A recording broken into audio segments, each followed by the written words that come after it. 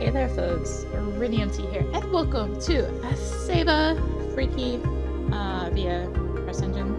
So let's just dive into it and get started. This is on the Switch. Switch version release February 1st, I believe. Once again, I become lost in reverie in this exact place. The scenery always seems to pull all thoughts out of my head. Only the clouds remain. Clouds. They can be dark, or pink, or silvery, fluffy, or feathery, or heavy and intimidating, or light and romantic. You can... Okay, we're turning down the music. I turned it up. Options. I turned it up, but clearly I should not have turned it up. It's a little loud in my ears. You can just reach out and grab a handful of that damp, cool matter that makes your skin tingle with tiny AC needles. Every sort of shape. Every sort for every taste. Darn clouds, how I hate you. I hate you so much. I'm sick of you. Humans would love it here. There is not as much variety in skies for them on Earth, after all. When weather is decided through voting, one and the same option always wins. Most humans don't really like to make choices and decisions. Must be very tired of seeing the same sunny, cloudless sky every day. What do I know? I've never seen a human.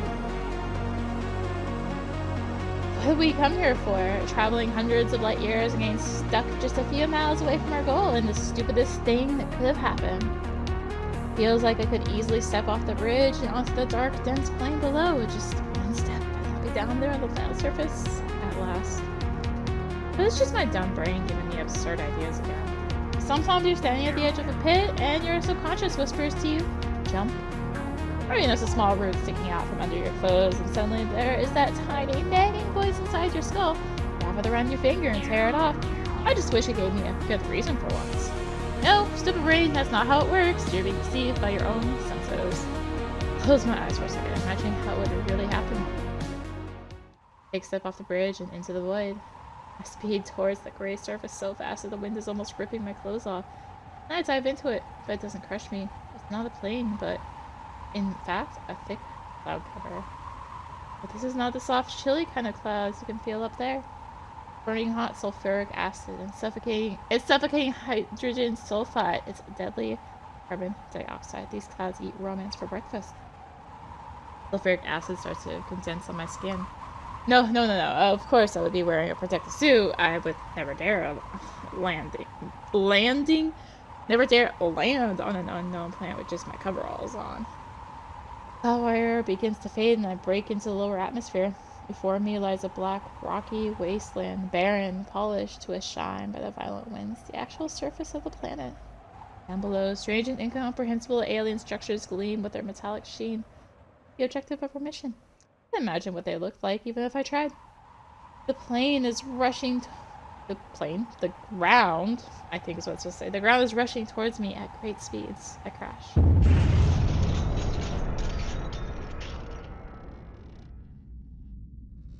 Ah, twigs! Stupid brain, quivering in fear like the gray jelly that you are after nearly falling out into where you wanted me to jump just a minute ago. For a moment, I actually believe it was my mind playing tricks on me after my little landing daydream, but it wasn't that. Another storm has struck. Just a gust of wind for local inhabitants. Too bad we're not locals. Walls of the Ailanthus around me creak and groan quietly as they shift back into their shape. How many more storms can they endure? How much longer can we endure? It's better not to stay on this ridge for too long. I need to get to work. Looks like I'm late again. Yoli is gonna flip out. Speaking of Yoli, where is she? Maybe if I just sit down at my desk and pretend. Bloody barberries. Не ругайся в присутствии старшего по званию. Ты почему опоздал? I think that was Russian. That's why in front of your superior. Why are you late? This pops out of nowhere. Some night I might turn off the language. It's just Russian. Because the other language on this is Russian, so. Some naive folks may say our chief biochemist is short in stature, but I've always known that Yoli's not short. She's just concentrated. And extremely nitpicky commanders are concentrated inside of her. Such a waste of talent. I wouldn't be surprised to find out she shines her boots every morning, even though there is no military on Ailanthus. Oh well, if we ever meet living and belligerent aliens, all we'll have to do is unleash Yuli. Me? Late. Make an excuse. Personally, I have a good excuse. I was in the hall when the storm hit. How bad was it here? I saw bark peeling off the lower deck. Yuli's face changes. Of course she'd be worried, like every one of us. Being a biochemist and a botanist, Yuli knows about the Ailanthus' natural properties more than anyone. What could her informed concern mean? I have no clue. She never tells, even to me. Her silence is probably supposed to be reassuring, but it only makes me more anxious. I don't want to have to be reassured. Айланд выдерживал удары ветра сотни раз. Выдержит и теперь. Для этого он и был выращен. Okay. I know that there was an option in here for voices. We're just gonna turn them off.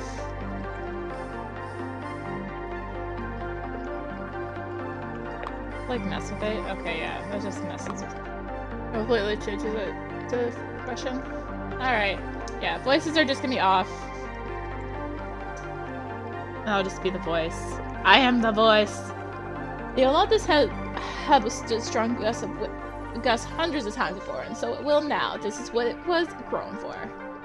Oh, the grows must wither. Enough talking. We've got plenty of work to do. Keep saying that we've got work to do, but what work?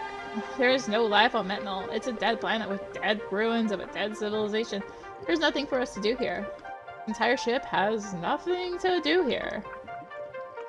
Her biochemistry lab has 2 employees, and I happen to be one of them. And I'm willing to admit I'm not much of a worker. However, there are barely enough things to do to keep the 2 of us occupied throughout the working day. Still, I better make myself busy before Yuli finds me an assignment. It itself is coming up with painfully tedious tasks. I don't think I can survive another day of working as a centrifuge for test tubes. Start doing something. Look around the lab, searching for something to do. A slightly pungent smell of moist artificial soil clings to the inside of my nostrils with every breath. It makes me want to sit down and sink my hands into a soil container. Every time I come to this cozy grotto, I get the feeling that my symbiotic plant friend is happy to be here, just waiting to fan out their leaves right on my tall mental lake. I think on the voice thing, like, I normally would leave them on, but I also prefer them to be in English when I'm doing videos, so unless it's like literally something that makes sense in the game, but did my untrained ear it sound impression? I think? Whatever. Anyway. Of course, the plant living inside my body isn't really able to have thoughts or emotions. We are the ones whom humans have chosen to bear the burden of intelligence. Did you put down your roots there? Rise and bloom, we're on a shift. Thorns and brambles! We're doing something right now! I really don't want to get to analytical reaction chains. Just do the dusty instead. Wooden Ailanthus still grumbles in displeasure from the recent storm. However, it managed to keep the glass door intact. Not a single broken glass. So there is one thing. One of the containers slipped over and spilled their reagents all over the floor. This should be enough to provide me with some busy work. Tiny hydrogel balls gather around the room like living creatures as I try to sweep them up. All the better for me. This will keep me occupied for a while. I snuck a glance at my superior to make sure she sees my hard work. Just like usual, she's lost in her files. At least somebody's not lacking motivation and discipline. I'm actually kind of jealous. It's really strange how Yuli is so thorny. She should be flowering like a wild bush, considering all the time she spends around the nutrient substrates. I guess it's true what they say, like host, like symbiont. You got something to say? Your woeful sighs are gonna make the whole Ailanthus wilt. I was just thinking. What, again? Are you telling me you've already used your head twice today? I need to mark the day, just don't make it a habit. Anything the matter? Makes her tone sound like she really cares about my emotional state. What a tease. I think we all are kind of feeble. So that's what you think when you look at me, huh? Oh, okay, I see. No, that's not it. I mean, you're not feeble at all. Never said I was.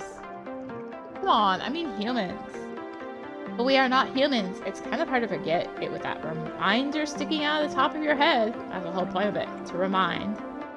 I'll be fair, Yoli's ears are pretty cute. I've seen worse. She has no right to complain. Unwittingly, I touch my own ears. I wish I could ask somebody if they look good.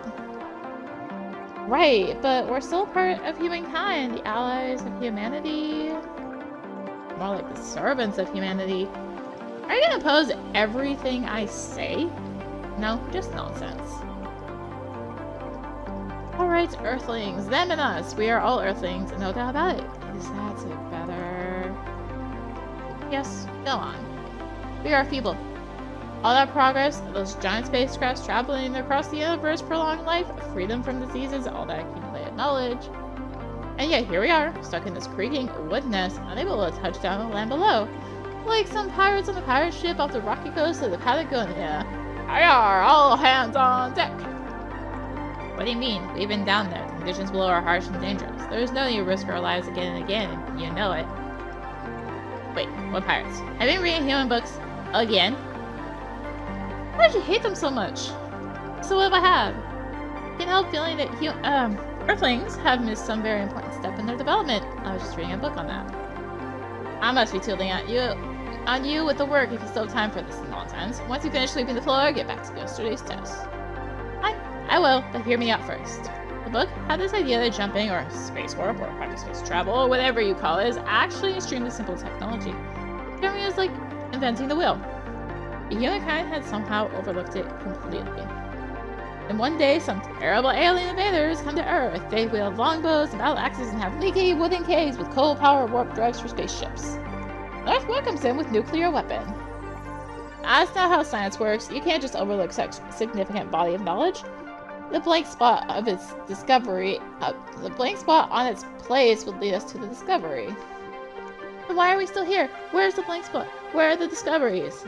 Like I said, we're feeble. This is just disgraceful. Yoli steps forward and suddenly gives me a rap on the head with her knuckles. Ouch! I forgot it was fire alarm testing day. Your entire brain is a blank spot. You want discoveries? Go analyze nitrogen compounds in that sample over there.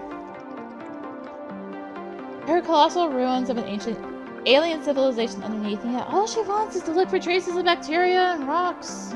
We're arguing again. It happens every time, going round and round in circles like two stubborn sunflowers. How can I help it when this involuntary idleness dreams like things like a splinter in my mind? You believe in these ways of science as if it was some kind of magic. That's not how science works. Unconsciously mock Yoli's tone and immediately regret it. An odd expression crosses her face. I don't believe in anything. I'm sorry? You believe we have been chosen for some great mission, right? For some incredible discovery to make? What are you going to do when we find out there's nothing but dust, rocks, and metal plates down there? This will destroy you. And when it happens, this will be our greatest discovery. Upon saying that, she shakes. Upon saying that, she shakes a Hexos test tube. I know she's just trying to cheer me up, albeit in her own prickly way. However, bioextinguishers have already been found in dozens of places across the galaxy. Doesn't sound like an ultimate objective for the mission to me. Yeah, thank you, I guess. Somebody pinch me! I must be dreaming. Not only did Aim reflect on his work duties twice today, he also agreed with me on something. Maybe even came to some realizations. Now you're getting me worried. Are you sure you're not sick? Go get some lunch. Mind if I do? Rather than realizations, I have a feeling that I understand even less than I did before. Yoli always knows how to make me feel incompetent. Unconfident? I guess it's fine. Feel unconfident and inferior. Quite a fitting quality for a superior, but not so much for a friend. Right, I must be just hungry. I must just be hungry. One of those two. That was enough nutrients for my symbiote, but I gotta take care of the flesh part of me too. I should go to the warp room. There's always a weird pause when it's changing scenes.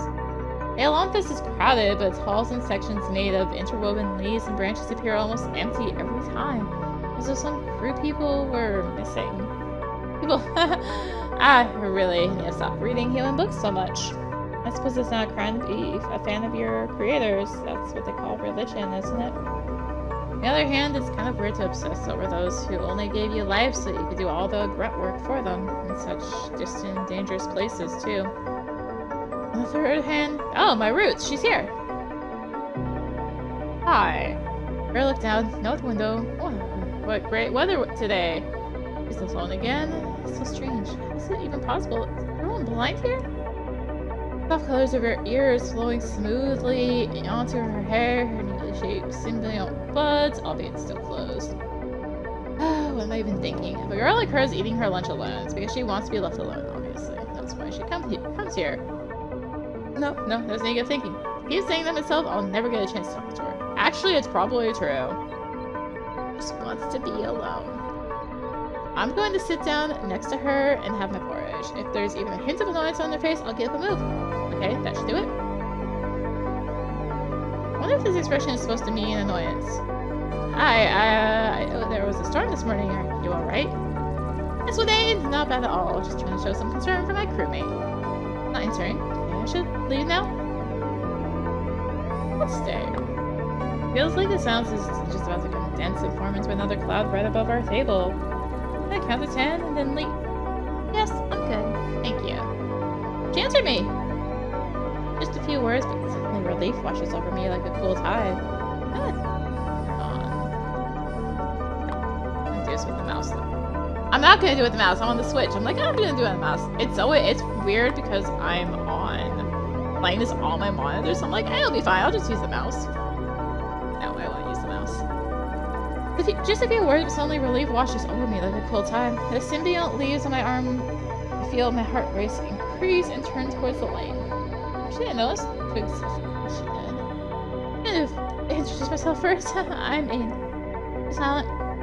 Again. I know what this all means. These familiar gaps in conversation. Her eyes looking behind my back. She's above my left ear. Now she's contemplating the gentlest way to let me down. Calculating the risk of me getting mad and causing a scene. Я мире. Okay, yeah. Don't use the mouse, Trini. We're just gonna go back to me being the English voices. I'm Miri. For a few moments, I forget how to breathe. Nice to meet you. Yes, you come here often. Stumphead, we're literally in the wardroom, the ship's dining hall. Of course she comes here often. I'm gonna smile from her. Luckily for me, I have a reason to be quiet for a while. I need to finish my porridge before it's just completely cold. Leaving right now would be too awkward. Finish my porridge in silence. Ailanthus is never truly silent. Whistling winds that you can still hear behind the windows, membranes creaking the walls, rustling leaves, listening to a long noise in the sound of a waterfall. They say when you hear a certain sound continuously for days and nights, your brain will eventually learn to ignore that sound. And then you'll get to ignore them. Then you'll get to enjoy the imaginary sounds your mind created. It's only now that I realize how true it all is. Every crinkle of a spoon against the plate pierces into silence like a thorn of a wild pear tree into a thumb of an unlucky gardener. That's a long metaphor.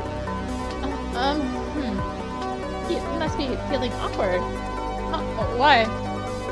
Yeah, it does feel awkward. I was going to approach you after all. You don't often meet girls. Question? She's quiet. What's with this conversation? This is not how I expected it to go. What did I expect, though? Out of habit, I close my eyes.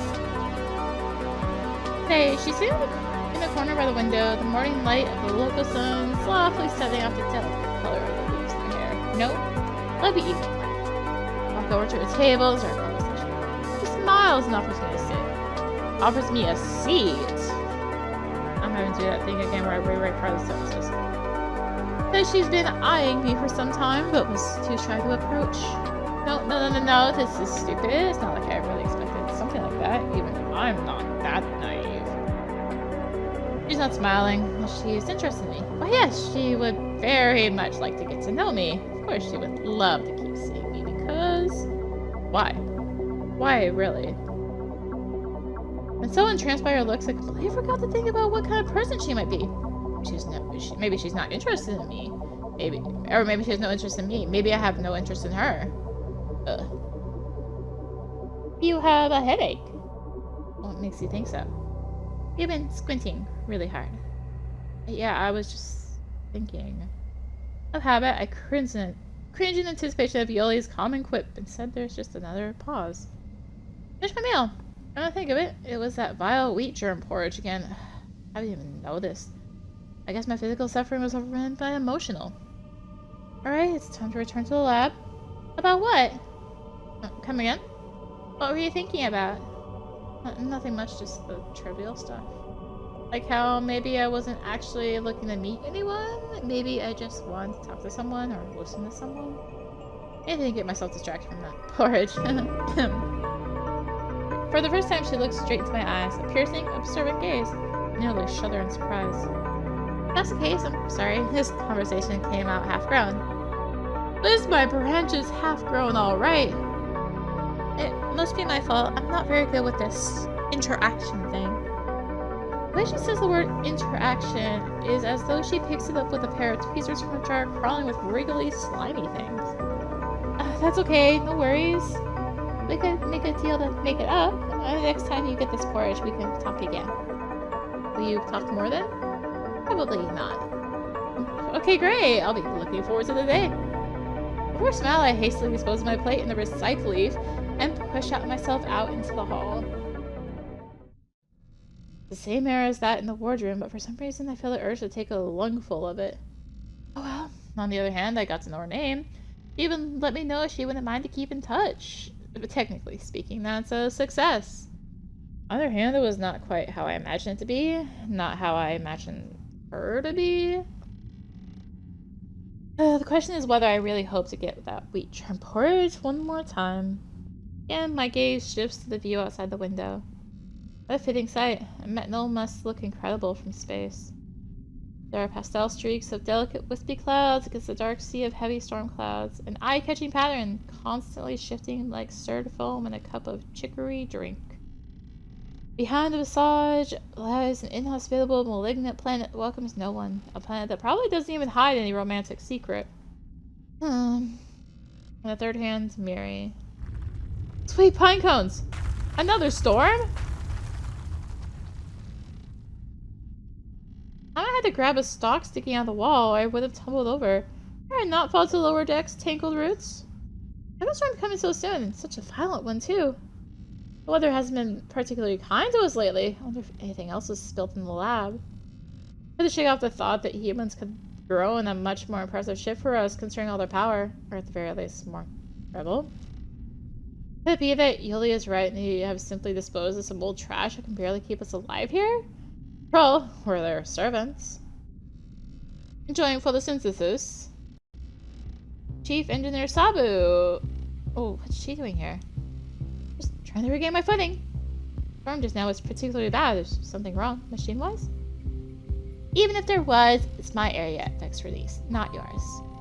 Better hurry back to your cabin, little pedal, before you fall down to the cargo hold.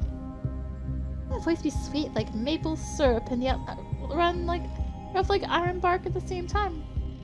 Like Yoli, Sabu's body only accommodates one commander. This one, however, made herself at home in there, all bags unpacked, not an ounce of wasted potential. You know, Sabu, our lab could lend a hand. I mean, Ailanthus is pretty much just another plant. It's not like we have anything better to do anyway. Just don't tell Yoli I said that. Thanks for your concern, little pedal. I'll make sure to turn for help to your superior if I ever need it. The hard, knobbly root-like stems of Sabu's symbiont are twisted, tied around her body, showing a glimpse of her imposing muscles with every move. I've always thought aloe would have been more her style. Thick, succulent leaves fringed with tiny spikes, too soft to be an actual thread. As though they were left there by mistake or just for looks. But ignore the spikes and you'll find an incredibly acrid heart inside. Surely I better keep these thoughts to myself. Just her symbiont alone looks like they could bend a wrench. You know what? You're right. I should get going. Got things to do. One more thing. It's come to my attention. You take an interest in Miri. I had one conversation with her. Little Petal, if you do any harm to her or bother her too much, I'm gonna squeeze vegetable oil right out of you. Oh, okay, that was unexpected. If nothing worry about Miri and I, we just don't click, I suppose. You can have her. I've never seen Ailanthus' chief engineer celebrating the face before this day. Billy was right. I need to mark the date too. Miri is my mentee, and I take equally good care of everyone in my crew. But Miri works at the engine room? Truly, it looks gonna be deceiving. Yet more evidence of how little the image I've created in my mind has to do with reality. Not that it matters anymore. Wish I were on your crew. I'll still take your advice and head off to my cabin. Thanks for your concern. Good boy. You better lie down if you don't want to get a bump on the head when another storm comes. She briefly squeezes my forearm as she passes by, a gesture almost affectionate. Not for the numbness I feel spreading down to my fingertips from my veins being compressed. For a split second, I can almost hear my own skin squeak.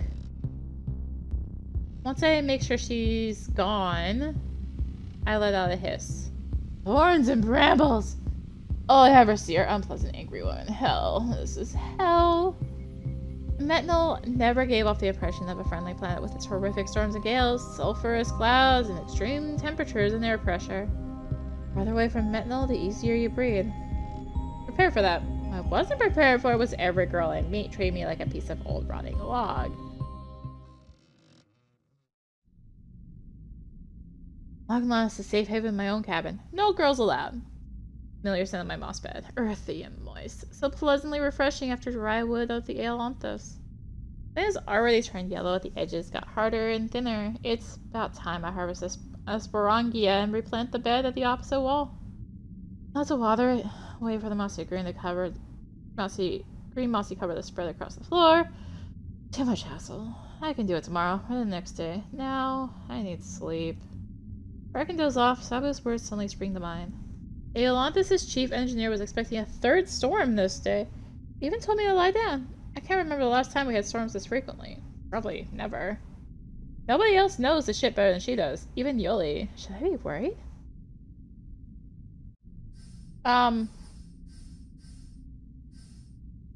Be worried. I guess I have a choice, as if there's anything I can do about it. They'll be furious. Yoli will be furious tomorrow. Now that's something worth worrying about.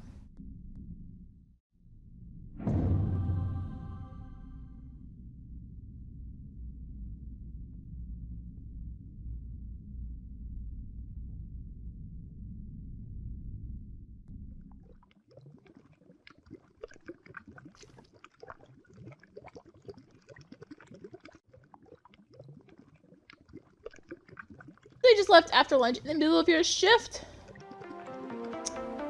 On that note.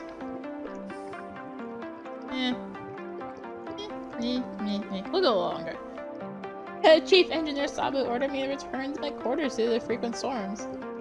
Who is your supervisor, me or her? Oh, you are. That's right. This was the only thing I should have been worrying about.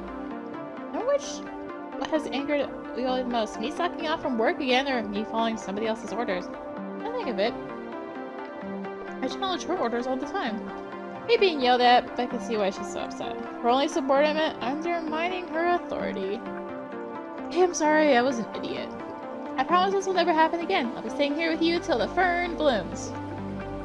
So now, as a token of your apology, you promised me to do the duties you were already supposed to do? Incredible! Thanks for your kindness. I'm in utter awe. Bravo. Oh, looks like she calmed down a bit. Back to her usual sarcastic routine. Wish I could convey the sincerity of my regret to her. Well, maybe I really could. I believe in that sincerity myself. Still, for being extra nice to her today. You know, you're actually not that... My tongue is stop. Not that bad?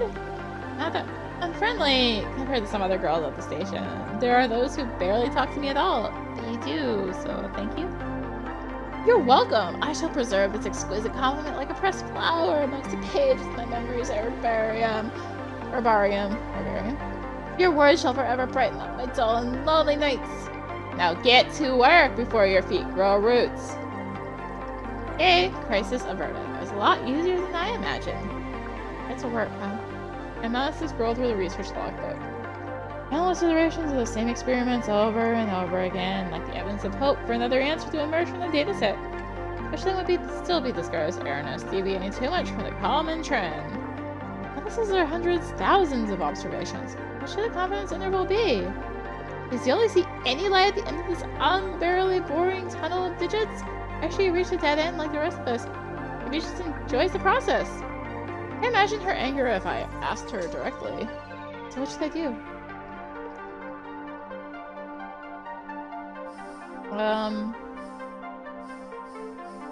Try the other way around. I'm gonna check on our pets and see if they're doing well in alien soil. Don't forget to keep record of bacterial byproducts. Bacterial byproducts, she says, as in clean up bacterial shit. A job just right for me. Yeah, all these mineral formations and inclusions are quite interesting. It's not just there are bacteria managed to survive in Metnal's soil sample, they also leave unique biosignatures. Someone could say these are the trails that might lead to the discovery of real life on Metnal. Someone else could argue that Metnal's native microbes would produce a different kind of byproducts. Frankly, I couldn't care less. Sedimentary structure analysis. I'm gonna take another look at the fossils and carbonate rocks. Don't call them fossils yet, dear colleague. These are just formations for now. What a nerd. Fossilized bacteria, formations, whatever we call them, they're all just products of our imagination. All these double cell walls, spikes, spirals, vesicles, and tubules, and micrographs are just my pareidolia. My desire to see order and design and the scale chaotic pattern. I might just as well search for meaning in a cloudy pattern outside the window. Until I don't do it every day already. Phosphide analysis. I'm gonna look for traces of phosphide in the air samples. Again. Go ahead. Also, it's called amount of substances, not traces. I heave a sigh of response. Giant molecules of a toxic gas inside a tiny air sample we pulled up from underneath the acetyl covers?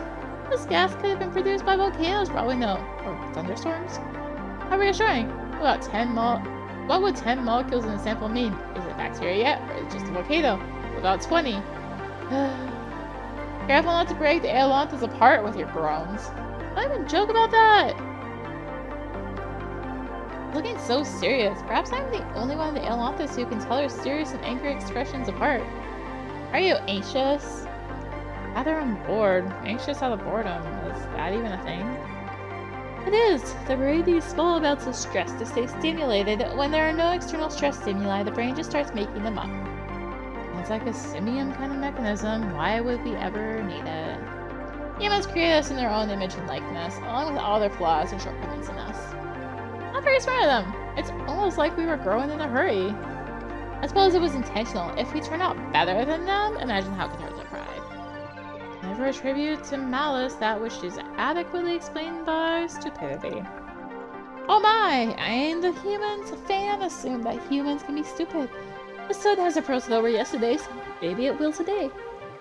I didn't come up with that. I was quoting him a man. Hanlon, I believe? Well then, he does sound like a credible source. That Hanlon guy must have extensive experience in dealing with humans. Huh, yeah, right. Idle chat, but somehow it makes me feel better.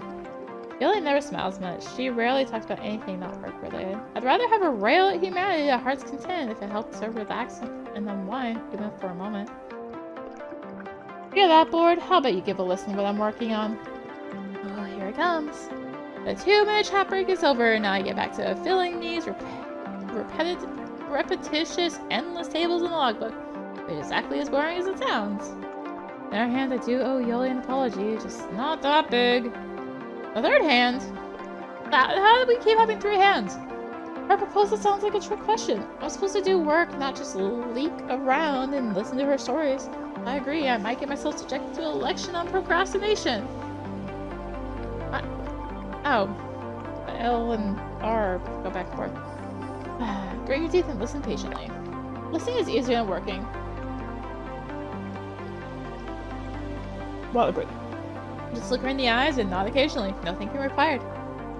Of course I'd love to know what you're working on. You're always so reticent and, hostile. No. Okay, I better not overdo it with the nodding. Hi, what am I even doing? She claps her hands together nervously. Does this research mean so much for her? there's this problem-solving technique, the rubber duck method. I see. Wait, rubber what? No, you explain your problem to a rubber duck. Since the duck isn't particularly bright, of course, you'll have to alter your regular ways of thinking to come up with a simple explanation. Helps you see things from another perspective. I see. You're going to be my duck. No problem. Hey! Now, what am I working on? The common plants from Earth, the symbiotic plants in our bodies, even the Ailanthus, they all are basically the same kind of organism. Anyone knows that? Ducks don't talk. Quack. Isn't it ironic how humans, who have nearly eradicated all vegetation on Earth, created us, their servants, as plant-based beings? It's also funny how they didn't want to self-experiment with symbionts. I think they were just scared. Quack, quack. I assume you should be familiar with symbiogenesis, ducky. Once upon a time, there were free living bacteria, but then they decided to live together, so one of them had to become a mitochondrion, or a chloroplast. Rather unfair relationship, if you ask me. Asymmetrical, one party sacrificing its autonomy, all for what? Survival? Okay, fine. Actually, survival is always a good reason. Anyway, human lack creativity. They wanted to see if this trick works on us, too. You understand, Ducky? We are not fully plant-based. We are also quite fleshy. Humans have fused us with plants, and now they are waiting to see who gets the upper hand in their symbiogenesis, and who will have to lose their autonomy. In my opinion, this is cruelty. Quack? I like glance at my symbiont's curled vines received upon my hand. Why does Yoli even bother to think about it? Clearly one of the parties had lost its autonomy long ago. Oh yes, I see where you're looking at, silly ducky. That's the point here. Our symbiogenesis is far from complete. In fact, it has yet to begin. Wait, what do you mean? Quack? Neither of the parties to our symbiotic relationship is going to sacrifice their autonomy. True, thanks to our plant body parts, we can eat less, sleep less, they may be stronger, tougher, hardier. But we could still do without them. They could be removed, and what's left of us would be mere humans with fleshy ears. And that's what I hate the most. How do you know that? You're always going on about how long our logbook is. Have you ever tried scrolling into the top, you stupid duck? Symbiotic excision experiments. The very thought of it sends a shiver down my spine. No one on the Ailanthus would have ever agreed to that. Was she experimenting on herself? Come to think of it, wow, I went through. Come on, don't be so pale. Like I said, our symbiogenesis hasn't started yet. Plant symbionts feel just fine without their flesh pods. So frustrating. Oh, this is so frustrating and horrifying. Why? Were you even listening? In this relationship, someone ought to sacrifice themselves, and we're yet to know which one it will be. Don't tell me you really believe the plant part might take over the fleshy-eared human part. Humans had not created us on a whim. I didn't have the courage to self-experiment with symbionts. Must be a reason. Maybe experimenting on your own kind is, unethical. They thought it would be a good idea to put us arthropods through this? And how do you feel about their actions? Ain't the humans fan? Yeah. Well, I think I need my own rubber duck now. That's a lot to wrap my head around. Right. She nervously strokes the leaf on one of her pets that stands lined up on the shelves. Looked over the other pots and substrate containers. Through Yoli's revelations, I see the lab in a different light. Our close bond with the symbionts doesn't necessarily make us friends. A forced coexistence can lead to hatred as well. I have such a friend or foe sticking right out of me, too. Yikes. You need to get out more. Get some fresh air for a change. Want to have lunch together? Now you should see why I spend all my time here, and why I get so upset when you sneak out of work. This project and experiments. To me, they are more important than this whole mission. The future of our entire artified civilization is at stake. Don't those big words in such ordinary casual tone. Oh, I was not casual about it. Because, I'm being the English voice here. Admittedly, she has been deliberately neglecting her work responsibilities on the Ailanthus. I just can't believe it. Is it really still that work till you wilt, Yoli? Somehow it makes me happy. Some manifestation of free will from whom I was starting to consider a lab goal I made solely for work. And you never once asked me for help. Why do I fill with these stupid bacteria when you... Shush! Bacteria are important, and this important mission is all on you.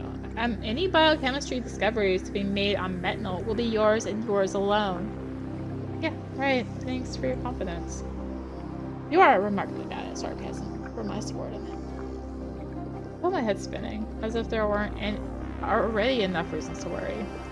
Why don't you tell the rest of the crew about your research? Together we can figure it out. Because this is madness! Discovery that we and our symbionts were independent organisms all along is madness itself.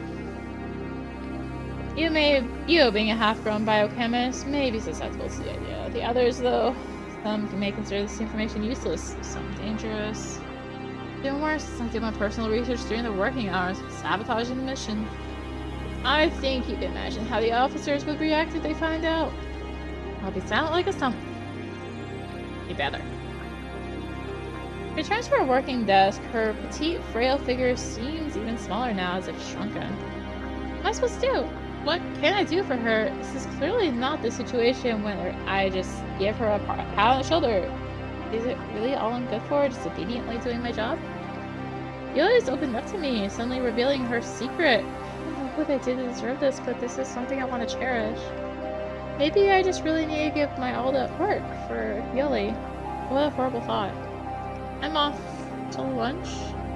Don't forget to come back! Because if I could... Our little corner in the wardroom is almost empty again. Could it be that the rest of the crew have their meals at other hours? All the better for me, no one blocking the view from the window. Clouds look particularly beautiful today. Well, not unlike they do any other day. In old times, humans used to navigate Earth's atmosphere in primitive airships suspended on cables beneath giant air balloons filled with lifting gas. Come to think of it, that's pretty much what the Ailanthus is. It's hard to believe that years ago this wooden nest was speeding through the cosmic vacuum surrounded by her glowing force fields. Look, say these ancient balloon ships felt perfectly still for a passenger. The gondola was carried along by the wind and you could never feel it move. Instead, the world around you was moving. Strangely, the Ailanthus is not that way at all. She creaks, she grunts, she moves from thick ribs covered with furrowed bark. She sways a bit too. I'm so used to the rocking, I barely notice it at all. Only on a rare occasion, I catch a glimpse of something abnormal. A drip of water suddenly sliding towards the edge of a table on its own, a shifted oval-shaped tea surface inside a teacup. Like a glitch, a hallucination, a short circuit in my brain. What would happen to me if I stepped onto the surface of Metnal? Would I feel dizzy? Would the ground beneath me shake? Would my legs give out on me? Yeah, right, like I have a chance of getting there. She's here again today. I glance at my porridge. Well, would you look at this? Wheat germ, 2 days in a row. Lucky me. Sluggish thoughts are swirling around in my head that feels already too heavy after conversation with Yoli. I probably should come up to her. I made a promise. Wait, did I? Well, I tried to recall yesterday's afternoon. My feet bring me closer to the mirror. Jumping peanuts, my own brain has just betrayed me. Hey, that porridge again, as you can see. Hello, Ain. Well, she remembered my name. That's a good start. Look what I've come to, getting all excited over something so small with my heart overjoyed. I just found out you work at the engine room, Sabu told me. She approached you. Oh. Yeah, I see I'm not the first one she had to talk to. Now it makes sense why Miri's always alone. My competitors were talked to as well. Sometimes friendship blooms into uncommon forms. Making friends with your superior may be good for your career, but is bad for your mental health. Yeah. And that's it. We're out of topics to talk about. They say holding a conversation is like playing catch. Sometimes the ball can be really heavy. In Yoli's case, it is also spiky. But this is the first time I meet a partner who would just take every ball I throw into their pocket. I met a partner. Then why do I keep coming up to her? Probably just trying to conquer an unsociable girl to compensate for my unfulfilled ambition of conquering Metnal. Using up all of my challenge resolving potential on her. Yeah. Clever theory and very clever. If only there were any use to it. You should save some of those smarts for conquering bacteria in the lab. Miri, have you ever thought that since symbiotes are part of our bodies and their plants, it's like the Ailanthus is made of our flesh? Well, we are partly plants, right? Right. The Ailanthus is a plant, right? Not exactly, but go on. Ha, you're an engineer, so you're privy to some details I don't know. We have mineral equipment too, which makes the Ailanthus only partly plant. But do keep going. Well, we're partly plants, the Ailanthus is partly a plant. According to formal logic, the Ailanthus is partly us. We're surrounded by walls made of our own flesh. Miri stares right at me, then suddenly she bursts out laughing. I nearly flinch from the unexpected outpouring of emotion. Did you spend the whole day coming up with that one? I did not. It's not that funny, really. You biochemists have a peculiar sense of humor. I'm telling you, it wasn't that funny. Wait, how do you know my occupation? Sabu told me. So you two were talking about me, huh? Nice to know. Not really. Okay, now we have to even out this irrational imbalance between us. Tell me about your work. For a brief moment, a blank, apathetic expression passes over Miri's face. She's much like a flower that closes its petals at night. My work. I do the listening. No wonder, with ears like hers, she must be a natural. Lucky for me, I've already been smelling, so I don't have to choke on my porridge to cover my mouth. What do you listen to? The engines? Machinery? That too. I listen to Earth, to space, Metnal. Now this is interesting. So what does Earth say? Not much. It's fragments of pre-recorded automatic messages with technical information. We can't have actual conversations with them at this distance, of course. What about space? Whispering like leaves in the wind, as always. Million voices of million stars, yet not a single one that would make sense. If you listen closely to this chaos for too long, you hear everything. Sounds of rain, crunch of sand under your feet, music, voices. It's almost as if a whole different girl has suddenly appeared before me. Talkative, effulgent, passionate about what she does. Even her face has changed. It still looks like hers, but now there is a kind of soft pink glow to it, radiating from within. This is the girl I've been imagining in my foolish dreams. This was worth the risk of getting into trouble with Sabu. Sometimes I wonder if I've been listening to the pulsing thread of quasars for too long and lost my mind eventually. It's okay, this boring mission could use some madness. Ha! That's an unpopular opinion to say the least. What makes you think so? I want to be a madman. I want a whole squad of madmen, because only an absolute psycho would dare to go down there into those darned ruins and come back alive. How strange! And here I thought biochemists only like being cooped up in their laboratory for ages. Please don't remind me. What makes you say you lost your mind? For a few moments, Miri is silent. She looks off into the distance, maybe watching some crewmates passing behind my back or observing another cotton flower of clouds blooming outside the window. As though she's listening out for something I can't hear. After all, you approached me at your own will, right? In spite of Sabu being able to strangle you one-handed. Well, she wouldn't really go that far, would she? I lost my mind because I think I can hear Metnal. Not quite following. Didn't you just say? I can hear a signal from the ruins, a voice calling out to me, speaking to me. What? It's a great discovery!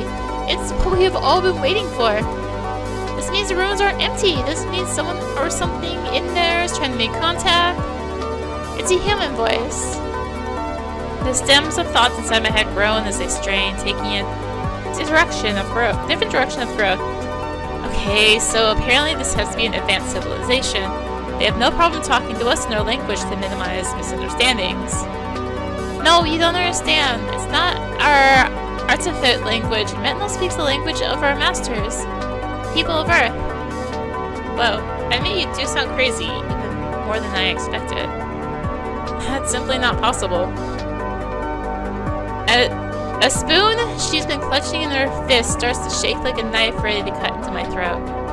Exactly! No one even wants to hear about it. Sabu says it's just a reflected signal from Earth. The rest think I'm a weirdo who got brain damage from my headset being too tight. I'm so sick of this polite, pathetic attitude, this cautious and condescending manner in which they treat me instead of taking me seriously. But I know I'm right. No one on Ailanthus is more experienced in radio astronomy than me. I could tell a reflected signal coming from deep space from a signal coming from right under our feet with both my ears stuffed with carrots. I try to look serious and nod while chasing away the image of Miri with carrots sticking out of her ears that has risen vividly in my mind. You're just like everyone else. You don't believe me. I really want to believe. I want to believe in this chance even more than I want to be with you. I would kill for the slightest opportunity to unravel the mystery of those darned Metnalians. I hope Miri cannot hear our thoughts. But I need information. What does the voice say? I can't make it out. It's definitely one of the many human languages, but which exactly? Can't the onboard computer parse and process human speech? Onboard computer? We have no computer. In fact, the thing you call Ailanthus' server isn't any more complex than a digital journal. What? You said so yourself.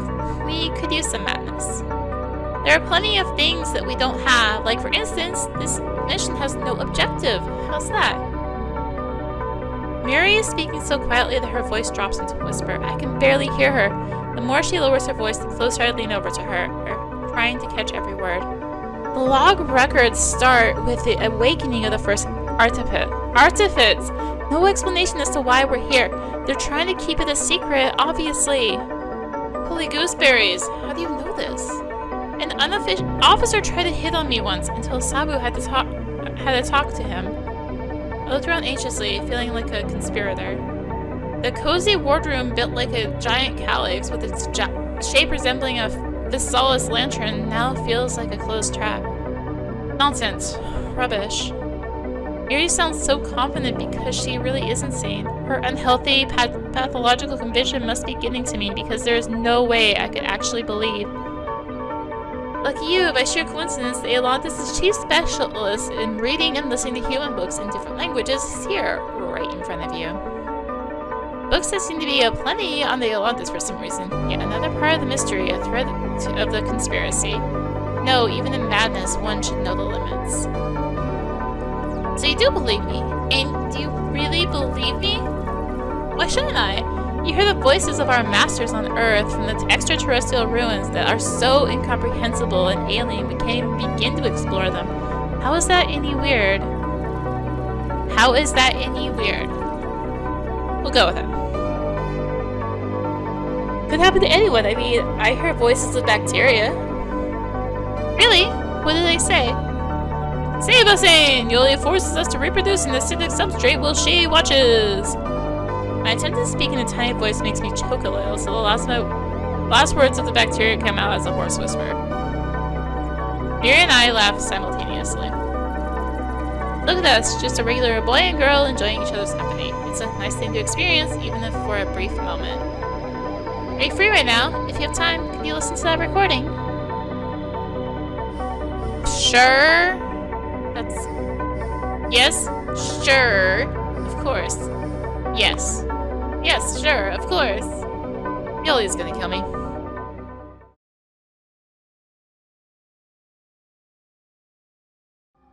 The engine room turns out to be a rather serene place.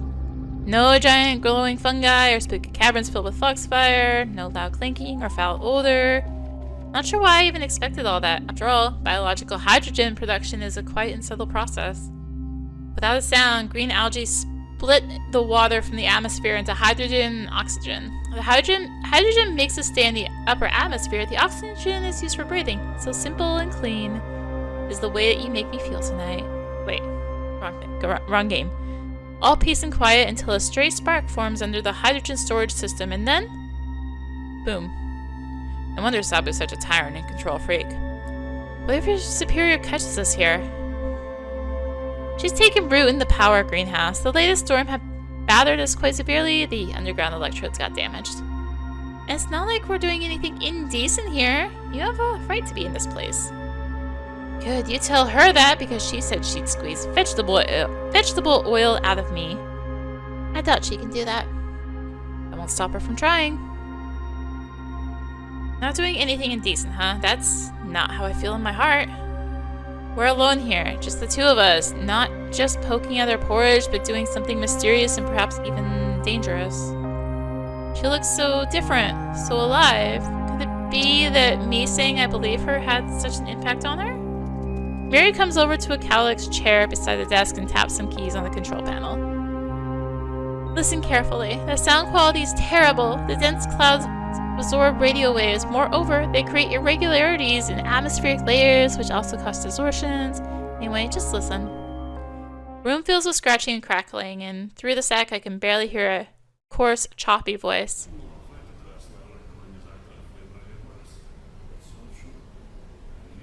What is it? What are they saying? Shh. Strain my ears, trying to catch every sound. However, the recording cuts out in the same abrupt way it started. Well? I don't even know where to start. They'll believe you even less now. Why? What is it? It really is a message recorded in the human language. Russian, to be exact.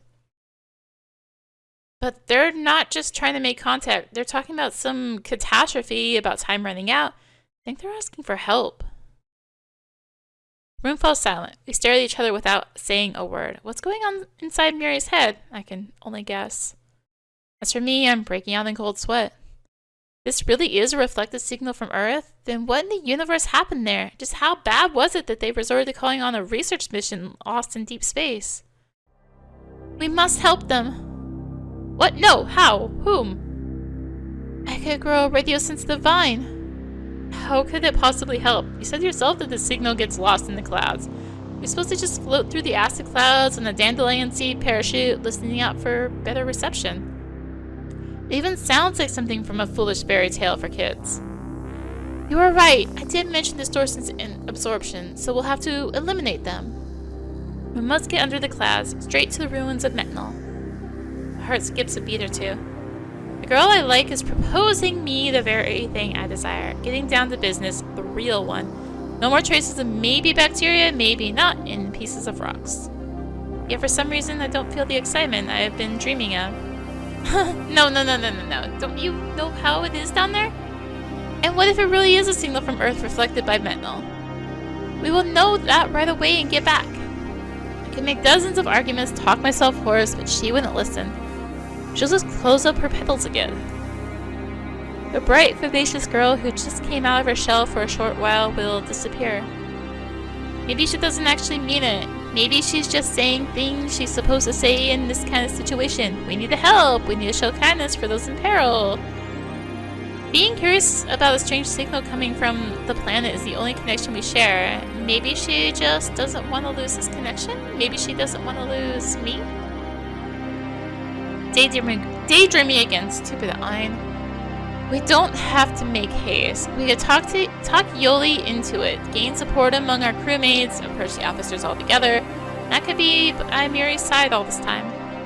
Or I could go insane along with her, believe it all, consent to it all, risk it all. Go insane, take it slow. Let's go insane. Okay. Trying to convince myself I'm up for some madness. And I think it's working. Obviously, we still need to get prepared, think it out, make a plan. No. She shakes her head so fiercely that the tips of her ears draw a sinuous shape in the air. For a split second, it looks like they defy physics and intersect themselves. There is no time for this. My own determination and self-trust are fading with each passing day. I'm not even talking about you. Will you still believe in my sanity tomorrow morning? You wake up, recall this conversation, say that big-eared girl is seriously sick in the head. She needs some fresh air. I know it. I've been through this before. The dryness of her words could kill a cactus. How do I heal these wounds from other people's distrust? What can I say to make her see my commitment? When it comes to this, the only thing you can do is prove it. Tomorrow morning, huh? Indeed. What seems to be a good idea today often turns into other garbage overnight. So, I'm getting started right now. We can't leave a single chance to this tomorrow. Me too! I'll start growing the radio-sensitive vine immediately. It will take a while, so... yeah, me? Try to figure out how to get down to the ruins. Thank you. You have no idea how important this is to me. She hurriedly pushes me out of the engine room, almost crudely if not for the softness of her hands. Find out where this transmission thing is coming from, but it's now my turn to shake my head. Feels as though that alien voice behind the crackling static filled the engine room with some magic that meddles with your mind. Hypnosis, auditory tactile programming. The translucent vastness of the clouds outside clears away that glamour, dispels it in passing, so indifferently and effortlessly, unaware of it or me. Thank you, clouds. You are my truest friends, even though I am sincerely, honestly, so sick of seeing you already.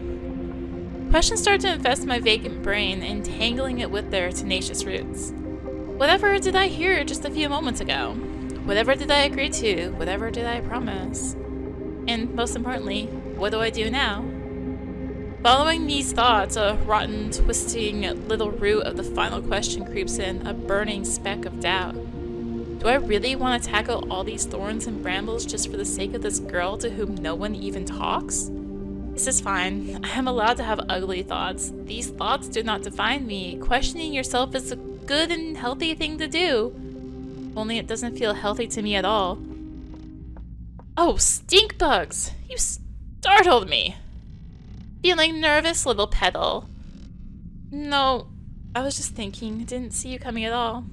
Good morning to you, by the way. Do you start every conversation with a question? What are you doing here by the engine room? She ignores my words completely. Outrageous. For how much longer must I put up with this attitude? Now that I've heard the things I've heard, agreed to what I agreed to, I am not a nobody. I have a right to be here. The Ailanthus is my home just as much as it's yours. You weren't this prickly the last time we met. Did something happen? She stops suddenly as though her brain has become disconnected from her vocal cords. Well, I better get going. I got work wilting out there, you see?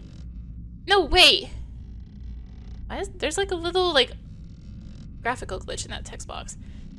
She clutches at my sleeve so unexpectedly that I nearly scream. Don't scare me like that. Yeah, there's a weird graphical glitch in that text box. I want to talk. Did you eat lunch? Are you trying to ask me out on a date to the wardroom? Sorry to say this, but I have pledged my heart and soul to my job, and ouch! Don't you gnaw at my bark, boy. Play stump with me once more, and I will smack you so hard your pips will spill out. But you already just... It was just a warm-up. Fine. Let's get on with that date if that's what you want. Ow! Funny, when you walk beside Sabu, she doesn't really look that tall. Come to think of it, I've never been so close to her before. Not to mention walking along Ailanthus' open-air hallway by her side. To be perfectly honest, I've never walked here by anyone's side at all. Clouds were my only companions all this time. You can hardly call this a walk, however. It's more like a military convoy. Can't say I ever happened to fantasize or at least think about this sort of thing. Not with Sabu, that's for sure. But it does feel unique. You can let go of my hand already, you know. What? Oh, sorry. It does feel unique, but my fingers are going to be numb for quite a while. Gilly would be so mad if she could see me right now. Do you want me to get you something? No, wait, let me guess. Your favorite meal from the menu. What do you mean, little petal? We never get to choose our meals.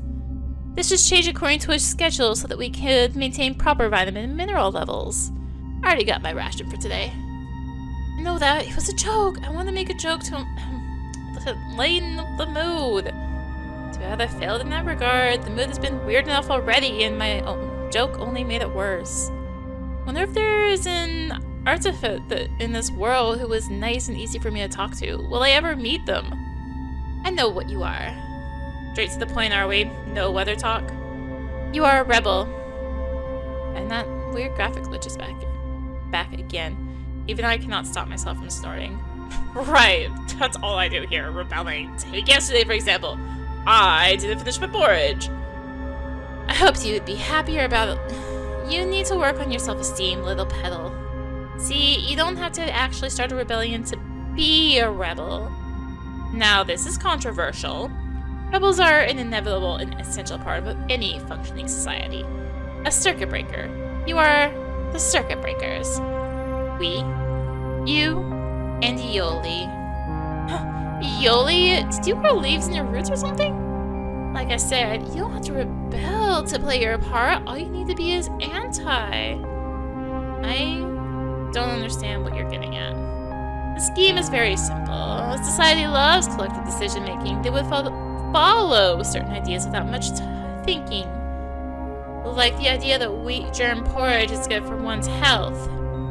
Or the idea that going down into certain ruins is dangerous and one had better stay put. For a second I forget how to breathe. It feels as if Sabu's amber eyes have burned a hole into my lungs and are staring right at my fluttering heart. Into your chest? Your lungs are like here. Your heart's oh, whatever. Like, whatever. How much does she know? Was it just an example? No way, with her, it's never that simple. Go on. But within any society, there are always some who are always anti-anything. These are few in number. Sometimes it's 10% of the population, sometimes it's 5 or 2%, but they always exist. They are anti-porridge for breakfast because they believe it's unhealthy. They are anti-technology, anti-medical treatment, anti-social order, anti-world order even. It's just stupid. Of course, in 99 cases out of 100, it is indeed stupid. The rebellion is idling. Just like a circuit breaker in a device, most of the time it does nothing, a seemingly useless part. But once in a while, in very, very rare cases, the morning porridge does turn out to be harmful, maybe even deadly. So, catastrophe ensues. The porridge-eating society collapses. This is when the circuit breaker activates. The stupid rebels who deny porridge for absurd reasons survive. So the population survives, inheriting genetic aversion to the deadly porridge. Maybe, probably. I'm no expert in this, but you biochemists should know it best. She goes silent again, lost in her own thoughts. I'm barely able to unclasp my fingers, stiff from nervous cramps. I wish I could untie the knot in my stomach at will, just like that too. I'm such a stumphead, making those date jokes, believing that Sabu just wants to have a casual chat. But what is she trying to say? Why are you telling me all this? I want you to stop talking to Miri. But I don't. Yeah, sure. No need to waste your breath telling me pointless lies.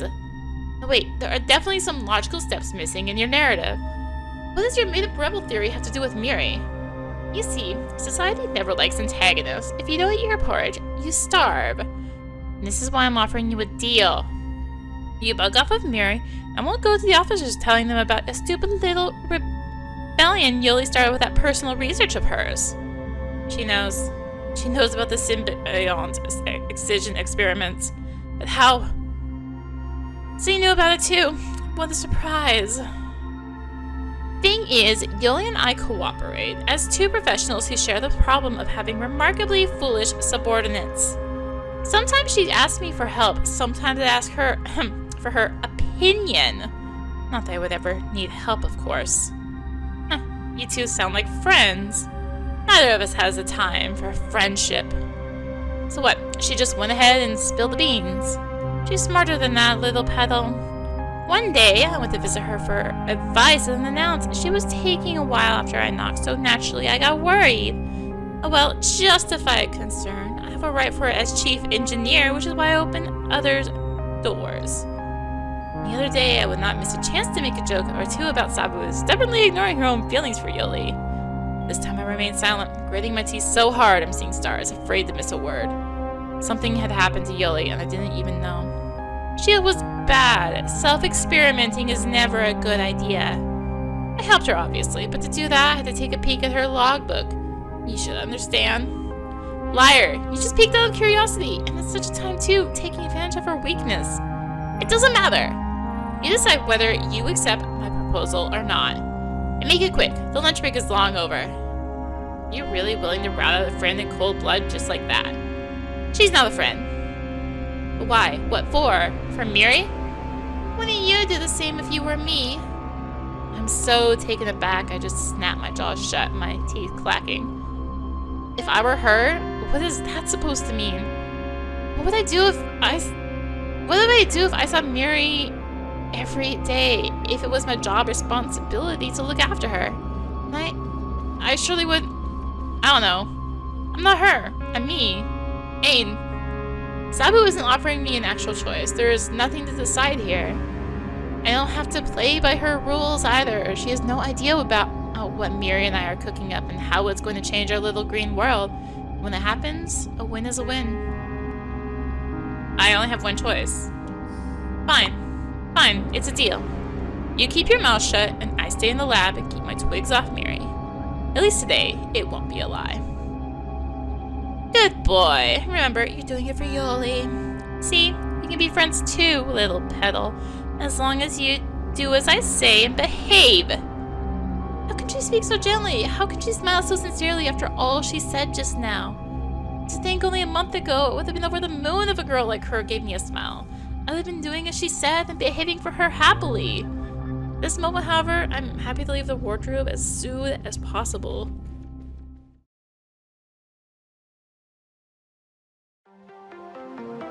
The empty lab where I can finally relax. There's one thing I desperately need right now, it's a minute of rest. My leaves are pretty much falling after what just happened. I might as well make them into tea. Wait, where's Yoli? Yoli!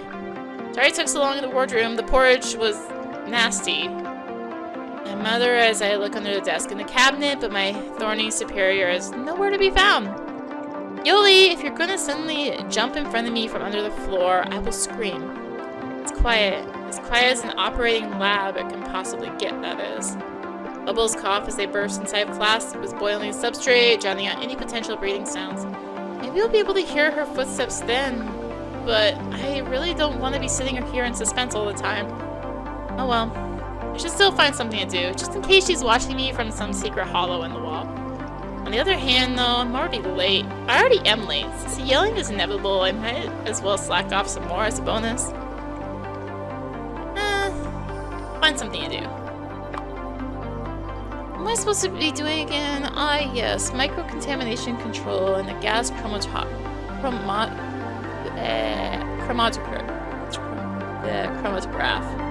Words. More trace oxygen is what could really make me go off screaming right now. It must be weird for getting emotional over chemical elements, thinking that oxygen can be pesky or aggressive. If I had any drawing skills, I could draw a funny cartoon for every other element of the periodic table. I'm no different from Miri. She's got brain damage from her headset, and I've been inhaling too many toxic fumes. Oh my, Ain is working on his own accord. He's gotta be guilty of something. Wonder what that could be. Don't do that again or I'll lose my leaves. You weren't late from lunch, were you? You're the one who's late. I was busy working in another section. Unlike a certain someone, I have knowledge and skills, so I get asked for help all the time. I stare at her, struck by a sudden idea. Listen, Yoli, do you think you could help me too? I'll be a subordinate is always my priority, especially a stumphead like you. Tell me anything you want, oak runt or a bark roach, just help me. No, I can't just ask her directly. She'll get suspicious. Considering her thorny personality, the only way to get a clear answer from her is to voice a wrong assumption. The more wrong I am, the more she'll be willing to prove me wrong. What should I say then? What should I say? So there's this one friend I just made a bet with in the wardroom. Having a hard time winging it. Improvisation is not my thing. Do you remember those research expeditions to the Metnal surface? I mean, this guy says they were banned because the stock of the Ailanthus is a one-way route. Like, you can climb it down, but you can't climb it up. That's why every expedition they've sent remained down there, like, died, so they stopped the expeditions. Can you believe this guy? Anyone knows the main danger is not going up or down the stock, but the rumors themselves told me so. Billy stares at me like I just took a sip of a helium dewer in front of her. What? Did I say something wrong? Alright, how long have you been my subordinate? Say that like I've ever been something else except your subordinate. Exactly. Do you really think you can manipulate me? I see right through you like you're a leaf skeleton. This stings, honestly. Do you not trust me enough to ask the actual question? I'm asking the actual question. Don't insult me any further with your stupid ruse. She must be serious about it. She's not even making her derogatory jokes anymore. No, I can't just open up to her. No way. It's a trap. Like when you're in a ripening period, your mentors would say, it's okay to be completely honest with me. You won't get in trouble, I promise. And you make a confession and they whip the bran out of you with a nettle whisk against your back. I'm starting to think we could use a bit of sincerity right now as a tactical trick. Fine. What was so stupid about my ruse? That's more like it. I prefer your unsophisticated stupidity to your unsophisticated cunning. First off, I don't believe you have friends. Hey! Secondly, how do you think the Ailanthus has its stock? What exactly is it? I guess I can give her an honest answer to this one. It's a keel, so we don't twist and turn in the atmosphere. What a silly idea. The human books have poisoned your mind. Tell me you also want the Ailanthus to grow sails. Love that, actually. Just imagine the sheer surface area for photosynthesis. Wait, just photosynthesis is not enough. We have to find the source to nourish all that surface. We extract so much water from the atmosphere already that it's starting to affect the weather. Wow, I had no idea. Lucky for us, no one's down there to complain about it. I feel nervous due running down my spine. Could it be that we were the ones who caused the disasters that alien voice was talking about? Could it be that in the cacophony of radio waves, Miri failed to receive the most important part of the transmission? Or were they accuse us of everything and tell us to get the pulp out of here and never come back? You seem distracted. Back to your pirate life fantasies. Kind of. So nostalgic, even my phantom wooden leg is itching. Okay, if it's not the keel, then what is it? It's a central shaft of the spaceship, obviously. A spaceship, not a marine ship. We didn't come here carried by solar wind. There have to be engines out there, somewhere. Huge, powerful engines that were meant to be kept away from the living quarters. You mean they're down there? They might be. It's either there or in orbit. Anyway, it's obvious you can go both up and down the shaft dock. What was with that one-way route thing? Did you just make it up? That said, nobody really uses it. There's no need. How exactly did the expedition descend to the surface? I think if my heart beats any faster, Yoli will hear it. Calm down, Ain. It's just a simple and innocent question that naturally follows the flow of the conversation. She doesn't look like she found my question innocent, though. Yoli has perfect control over her face, but it's not that easy with her tail, it seems. Right now, it looks tense enough to break a stick. She's not wrong. I am indeed like a leaf skeleton to her. But she's not much of an enigma to me either, despite all her efforts. We've known each other for too long. Any awkward or insincere word can be disastrous. Mine, stop staring behind my back. Look at me in the eyes. What are you plotting? You know, I couldn't tell you even if I really was plotting something. And you know, it's in my power to stop you. There is a detention cell on board for the disturbed and violent, you see.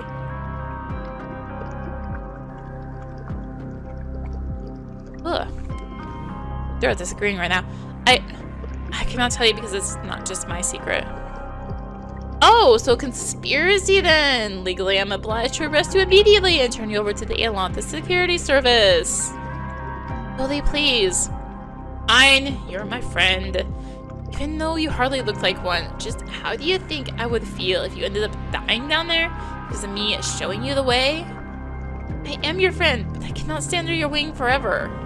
You can, and you will, because you are also my subordinate, which means my responsibility. This is it, the dead end I've been dreading. Enemy against 10 tiny, very stubborn commanders tightly packed inside Yoli's scrawny body. How far am I willing to go? Is it too late to be asking myself this question? So you want to keep me locked up in that detention cell forever? Go ahead. Luckily, I won't be alone in there. Don't forget, I know about your secret experiments. You can help me go down to keep me silent, or we can go to the cell together, and that's going to be the end of your precious research. My head hurts this much from the cruel words I just said, then how must Yoli be feeling? It's too late for second guessing. I've already agreed to insanity. It's all said and done. Every second of her silence piles up like heavy stones in my heart, pushing it down to my stomach. Now I know in these soundless moments, it's not just the silence that makes my ears ring. Silence does not exist in this lab. It's my own nerves, as tight as a taut string, the rustle of blood rushing to my face. How did we come to this? How did this day turn into my confrontation with the only friend I have at a horrifying and dizzying pace? This is the power of madness, the terrible infectious disease I picked up from that voice. No, from the girl I barely know. Say it. Say something. Just anything. At this point, the detention cell sounds like a decent option. Just don't give me that look. You. Yes? You're trembling like a leaf on a tree, and it's just from talking to me. Do you really think you're ready to take on whatever awaits you down below? I'll be doing my best. You taught me. It doesn't matter. I don't care. Does that mean you're going to help me? No. My heart gives in and sinks to my legs, sending treacherous shivers all over me. I really am nothing more than a trembling leaf. I've got no one else to turn to. You're on your own now, a big and independent boy. You should have figured it out yourself. Every single thing on this rotten ship is growing from seeds all the way down to the plates. Pity we couldn't grow some brains for Ain, too. Gee, thanks. Sparkle flashes deep inside Yoli's blue eyes, a clear sign that she's proud of her witty remark. Weird, that brains joke wasn't really that good. Then realization makes my hands sweat so much that my symbiont starts to rustle their leaves with displeasure. It's so simple. Of course, the transportation device must be grown every time someone needs it, like everything else we use here. A calyx plate for porridge is grown in the wardroom before lunch, only to dissolve in acidic solution of a recycle leaf soon after. The mossy cover of my cabin absorbs water to become a flat and firm bedding by the morning. Fruit bodies glowing in lamps mature and then decompose. There's no need to preserve resources in something that's not being used. The materials are already scarce on this planet. But where do I find the seed for this device? I'm sure Yoli won't tell me. This is her last resort in trying to stop me. Thank you, Yoli. I told you nothing. You told me nothing. You got that? Get back to your work. She turns away. Once uptight like a coiled spring, she now looks tired and smaller than ever. The wounds my words inflicted won't heal anytime soon. Maybe they never will. This lab will never be as cozy as it was just half an hour ago. Nothing will ever be the same again. Now I've got more at stake than ever, even Miri, and we better not be wrong.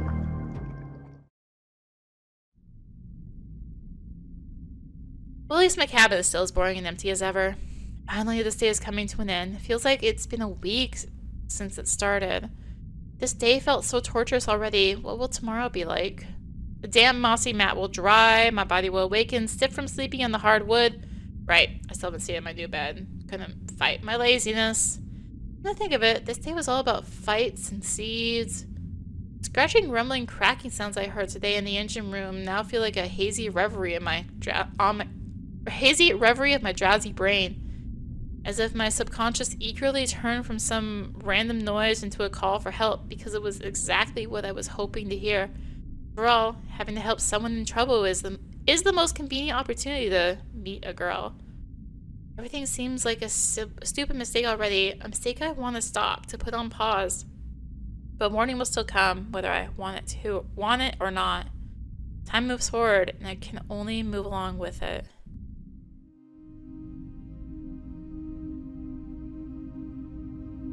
Miri's not here either.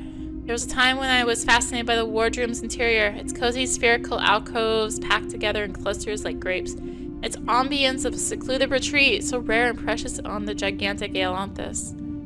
What used to look like a great design now turned into a real problem. It's simply impossible to find a specific artifact in this maelstrom of sections. But she's also going around in circles looking for me. I need to stop and wait until she finds me. Whether she had the same idea and is now waiting for me to find her. Ugh, stop overcomplicating things. She just didn't come to the wardroom and skipped her lunch. These things happen. How stupid of us. We should have decided on the way of communication in the meeting place. Billy said we are conspirators, but in human books, conspirators are always scheming and dangerous. Well, we really are not like humans. Cunning and lying skills are not vital for artifact survival. My ancestors found more benefit in being resistant to Jupiter's radiation belts. But I wish I had just a bit of that human cunning right now. And now we're trying to find Miri, and we can't find Miri. We shouldn't go to the engine room, because so Brian is no fine powder. What are we to do? Let's find out. Maybe next time. Yoli, I know I'm not late. Oh. Hi. Your supervisor is really nice. You're lucky. What? I mean, yes, of course. I couldn't ask for a better supervisor. I can hear you.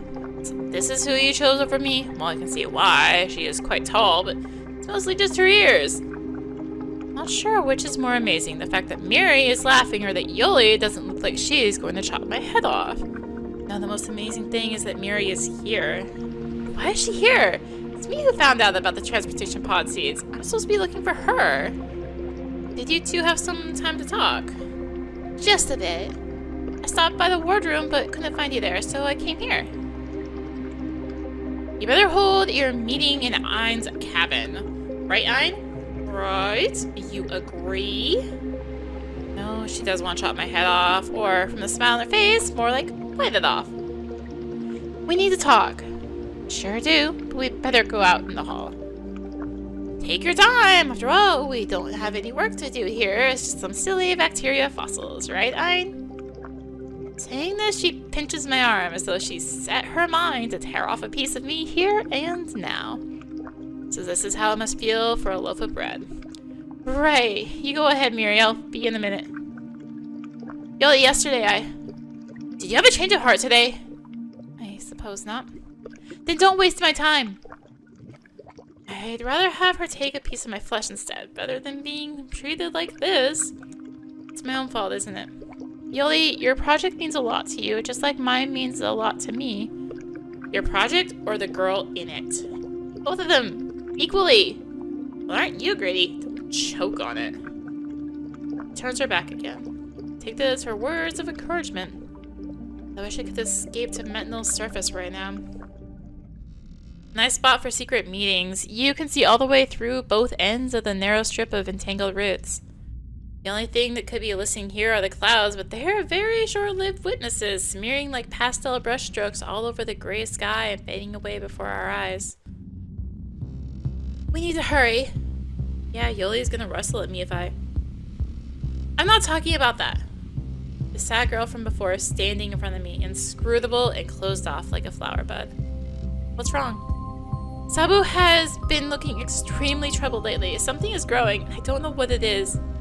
I think they might be preparing to announce a high rootedness alert soon. If this happens, we won't be able to do anything anymore. These things don't happen without a good reason. If something is really going on, do you think we should be together with our crewmates at a time like this, staying at our posts? For a few seconds, she just stands there catching her breath, either in rumination or agitation, or frustration. To do what? Just sit in our calluses and watch officers scamper around from section to section? Are you really able to, or are you willing to just do nothing? Of course not, but it's a rather difficult decision, or question. If you find it difficult, then I was wrong about you. This was, for one thing, mean, and for another, manipulative. For a third thing, really, really mean. Not just mean, hurtful. If she cannot see it, then I was wrong about her too. I'm sorry. I really am sorry. I just said it without thinking. But I'm not backing out. We need to make a move. I found a deck from where you can get to the stock spark. Speaking of stalks, instead of the stalk, they use transportation pods that are grown from seeds. Probably. I'm almost positive. Why didn't you tell me sooner? I'm looking for you all morning to break the news. Well, this is just great news. Now, if we could just borrow one of those seeds. Borrow, huh? Yeah, looks could be deceiving. which must be somewhere in the equipment storage in the engine room. We say that last phrase in unison, looking at one another. Good news is you're allowed to enter there. Bad news is Sabu will never let me take the sea for obvious reasons. You'd need to get authorization for that from the top, from the top fruit guy. Top fruit guy would become a dried fruit guy the second he heard about it. We get ourselves into the detention cell. Or was it detention cell? Yeah, just found out myself. Okay, well, there's more good news. Today Sabu is working in the greenhouse again. How much time do we have? Could be a whole day, the whole day? Could be 5 minutes. We need to hurry. That's what I was saying! She takes me by the hand and drags me towards the engine room. Her sudden touch burns like fire, her warm, dry hand. So soft on the outside and so strong inside, like roots embracing a rock. How can I defy this kind of perseverance, this fiery dedication? No, I can still snatch my hand away from hers anytime I want. I can get away and head back to the lab. Calling her because I've made a decision.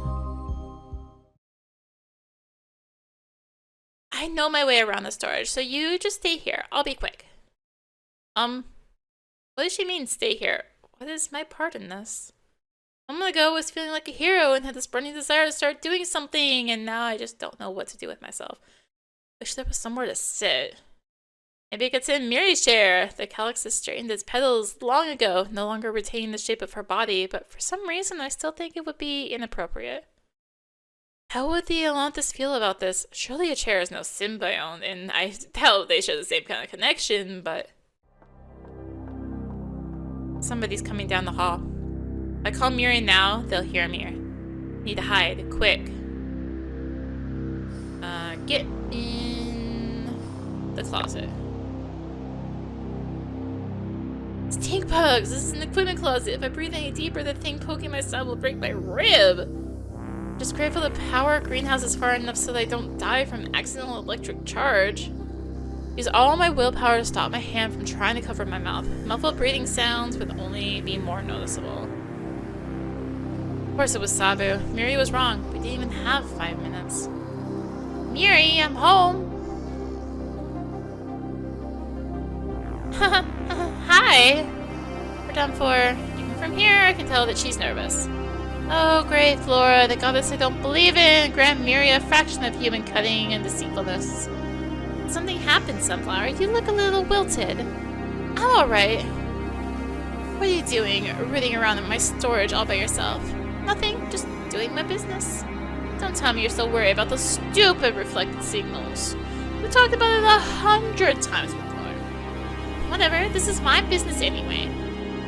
What a serious little Sunflower. Don't get so worked up. You know, you can always rely on me. All that nonsense isn't worth being stressed about. I'm sick of you treating me like I'm not a grown-up, independent individual. I'm an artifact, just like you. Whoa, whoa.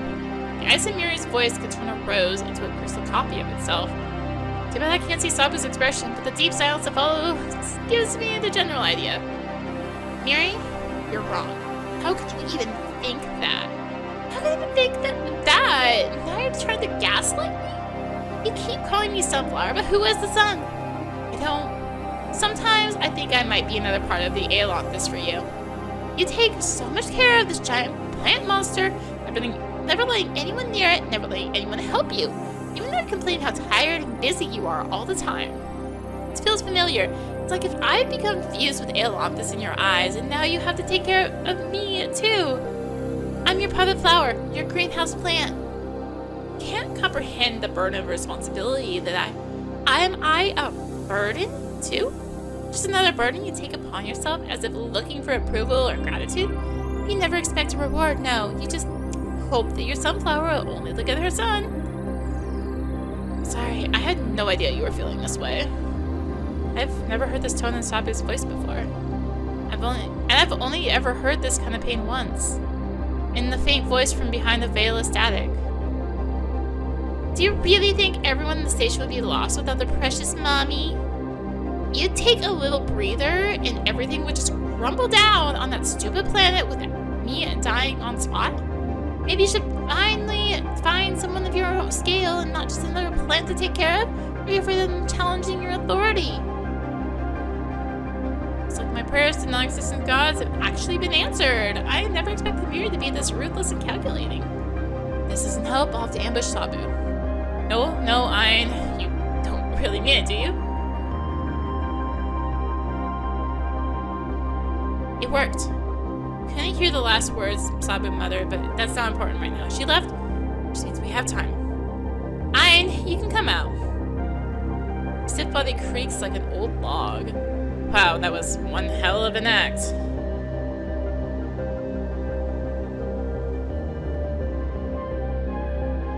Miri. She's not answering. What should I say? What am I supposed to say in this kind of situation? Am I supposed to say anything at all? Should I come up and pat her on the back? Think, you stumphead, think! While I stand there trying to strain my brain roots, Miri takes a deep breath and wipes her tears. Good. No one can get in our way now. That seat better be here, or I'm gonna throw you down there with my own hands and then jump myself. Right. For the sake of my own sanity, I will consider it a joke. See, this found in no time. Actually, was hiding in plain sight. Reason was probably that nobody in the right mind would want to secretly run away from the ship into the acid storms and alien ruins hell. Or maybe no one truly believes that artifice can act like people. Disobedience and treachery were pruned away in our ancestors even more than deceit. Small yet unremarkably heavy sphere. The thin membrane folded in layers under its rind will stretch, harden, and ossify into a winged seed that will carry us through the clouds. The seed can mature even in infertile soils. The pressure created by its decaying tissues will shoot a jet pit that will take us back up. Theoretically. At least that's what this manual here says. Now that our plan has become so horrifyingly tangible, there's no backing out. But I just can't shake off the nervous chills. Why does it look like a baby? Well, we need to help it grow. Maybe that's why. Growing things is your department. It is, unfortunately for me. Won't be easy to make Yoli leave the lab. I can never pull off what Miri did. I have to try, at least try.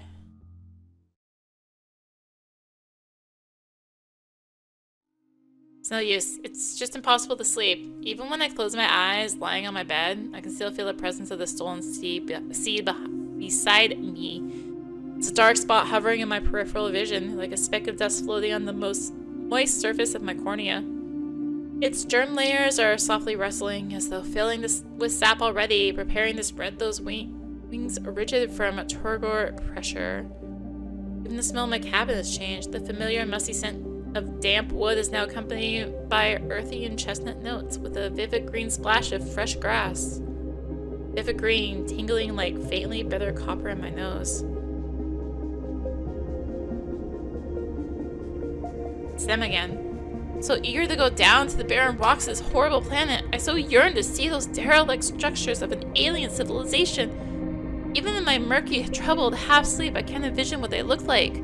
Over and over, my dreams end in darkness. It's funny how all I ever see in these dreams are just my first steps, a starting point in the clouds. I never dreamed the actual path could lead me to a fight with my only friend. And not just me. I wonder if Miri is asleep right now. Our journey hasn't even started yet, and we already had to make sacrifices, and it's only going to get worse from here. Hesitation never truly leaves. Instead, it grows with every step that I make. Wasn't it supposed to go away the moment I made my decision? Guess not. The books fooled me again. Perhaps humans have a completely different way of thinking. Where do these clingy tendrils of doubt come from? Maybe I was fooling myself. Maybe what I really long for is not the unknown lands full of danger, but a higher purpose. And now that we've started to actually move towards it, I'm terrified. The blackness of my dreams conceals nothing. Beneath it is the void I've never really tried to fill. When the dream itself is your purpose, it doesn't make you an adventurer or an explorer or a hero. It makes you a dreamer. I am a dreamer. Even elusive dreams have real consequences, and I better get prepared for them because time is running out. Black Veil is approaching. I need water.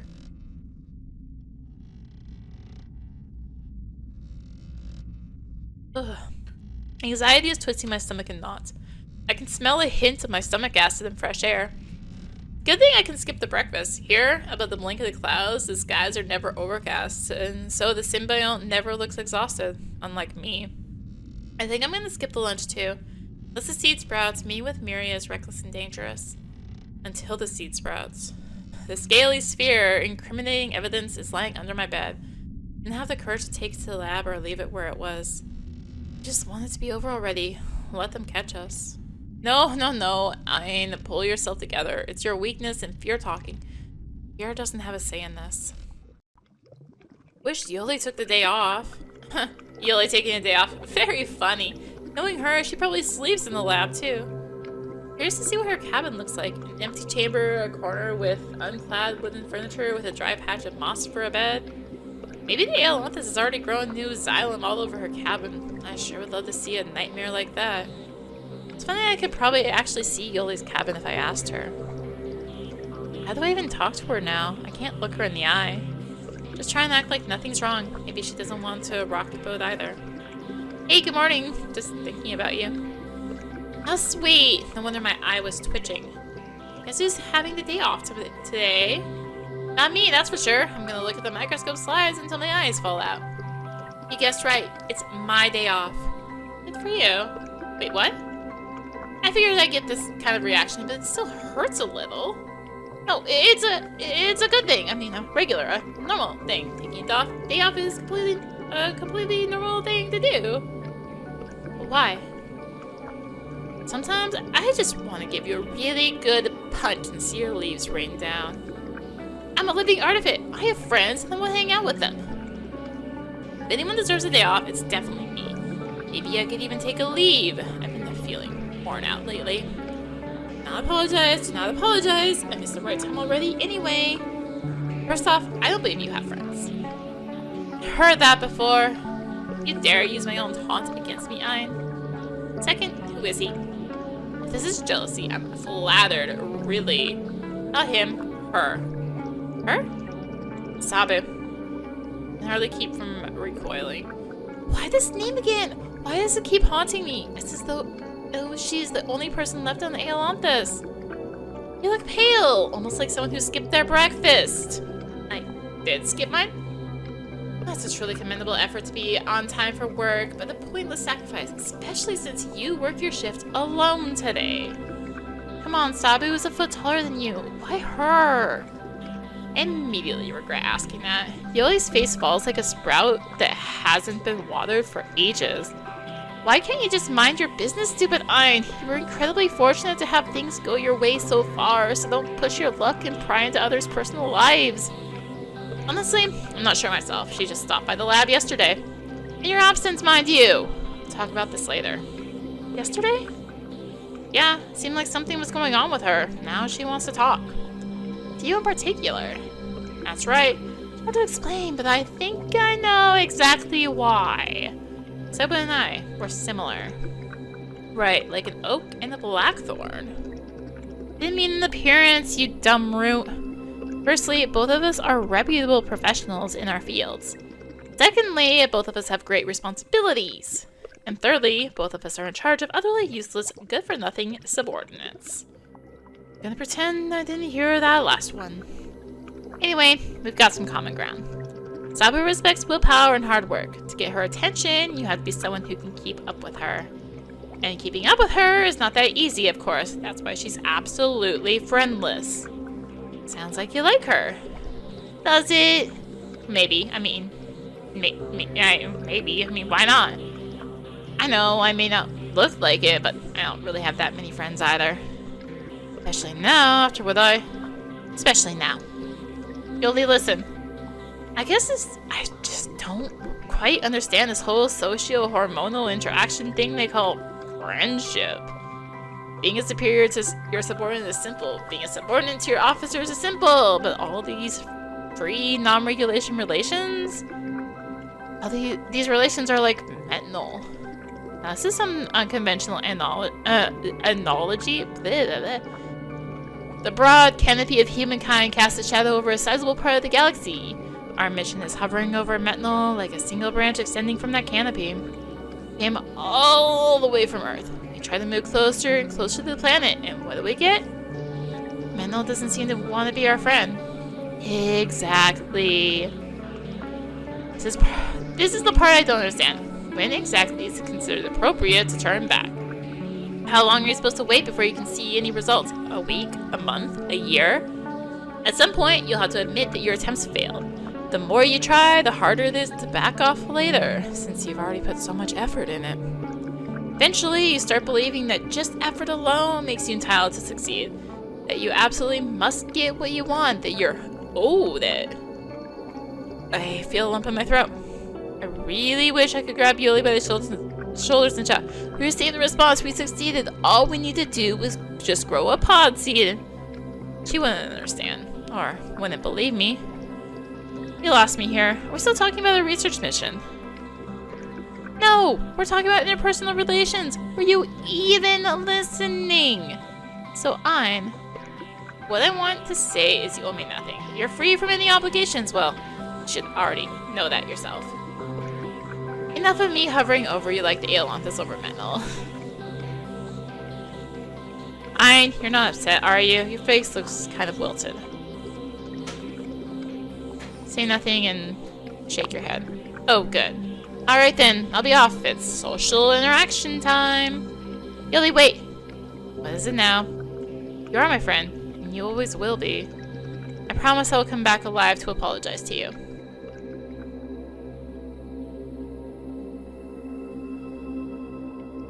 Don't you dare go near me if you die. Did you just smile?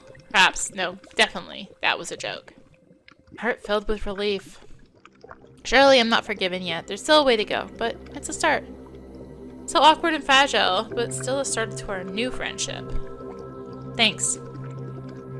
Boring. You're boring. I'll be at Sabu's, probably drinking some algae beer. Mother Nature, why did I sign up to this?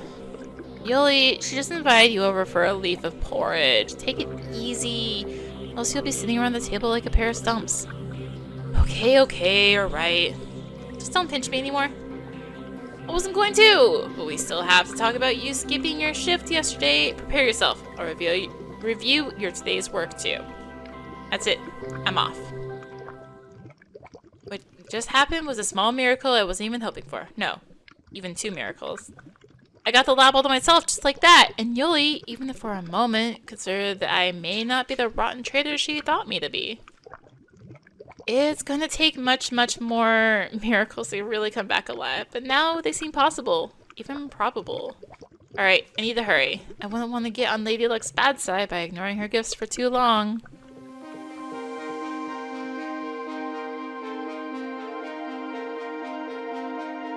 I get more and more yellow leaves in my hair each time I run down the hall clutching the seed. Why did I think of just bringing a container from the lab? It's not even theft. I literally work there. Whatever, all that's left to do is just a bit of lab work. Add the seed into a substrate container, initiate the morphogenesis. Once I inject the growth hormone, it's going to be a race against time to get to the launch pad. It would be awkward if I get splattered all over the hall walls from the pod spreading its wings. If I start the hormone synthesis in the substrate, it will give me some time. Which means I need to add some adenosine triphosphate to the container. Then the donor substrate. Which enzyme should I use first, though?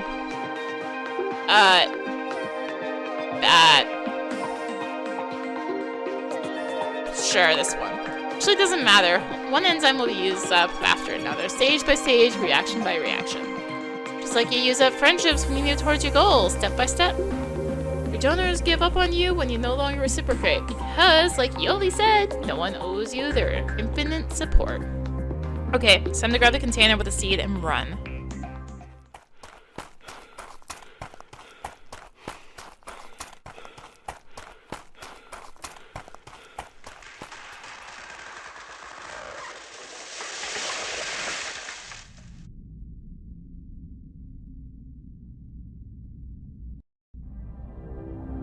Stunning. Has no reason to be this beautiful. This utilitarian, disposable thing that will vanish, crumble to ashes the moment it's fulfilled its purpose. I wonder if humans thought the same when they created us. Disposable artifacts, scattered like dust across faraway planets. The branches of the tree of humanity, reaching out into space like a gesture of friendship, met with no response. Humans chose for us how beautiful we are allowed to be. Humans chose the function we must perform until we die. Well, at least there is some evidence of our kinship. We were created in their own image and likeness. Now I choose for others too. I choose when this gorgeous pot I've grown with my own hands dies. I can choose for Miri too. Or maybe she chose for me, handpicked one seed among many others, played the catalyst voice recording for it, and set it up for launch. In a matter of days, she was able to grow Ein the Dreamer into Ein the Hero? Ein the Suicide? If this really is the case, here's my chance to get revenge on her. The outcome depends on the definition of revenge, of course. I could go down to the ruins alone. I could choose for Miri when she's allowed to back off, trying to make friends with Metnal. I think said mental there, but to save her from a terrible fate, to let her apologize to Sabu, to cut off her path, to take away her last chance to solve the mystery of the alien message. Or I could go and get her right now.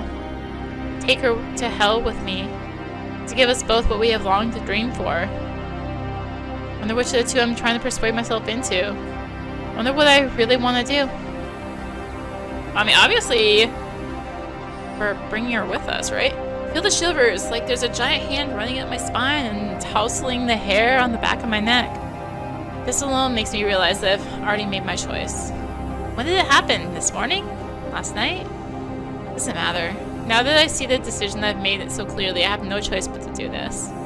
Fortunately, no one has been coming to the launch pad for years. No rush for me to get married and come back with her to the pod. Hey pod, you're not gonna get blown away by the wind, are you? It would be so ironic if you ran away without me, like I almost ran away without Miri. I give you a name, but we better not get more empathetic with each other than necessary. After all, you'll have to sacrifice yourself for us. Alright, you stay here. I'll be right back.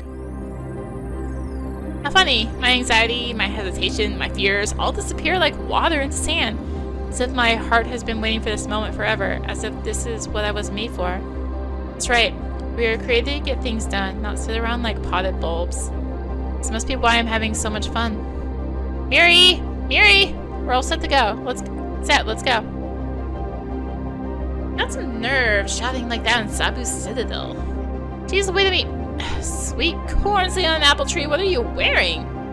Just a regular engineering-powered suit. You don't expect me to go there unprepared, do you? I'm not as airheaded as I look. Right. That makes sense. I too am prepared. Mentally. I feel blood rushing to my head, my ears pulsing, burning with shame. How do you know that Sabu is away? She's meeting Yoli today. Mother Nature, how did you manage to do this? Did you have to bribe Yoli, or did you blackmail her? It was hard to believe, but they're doing this on their own. Looks like they found some common ground. Weird, right? They seem like two opposites, absolutely different. Thorns and brambles, what am I saying? Really? Well, good for them. After all, we're about to take quite a dangerous journey, you and I. Yeah, you and I. Rather she doesn't know how close I was to leaving her behind.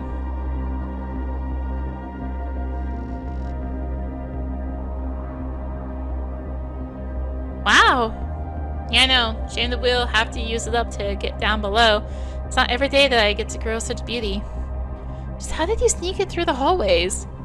Oh no, I didn't. It was grown right here, of course. Thank you. Thank you for helping me. It's only thanks to you that I get to be part of this.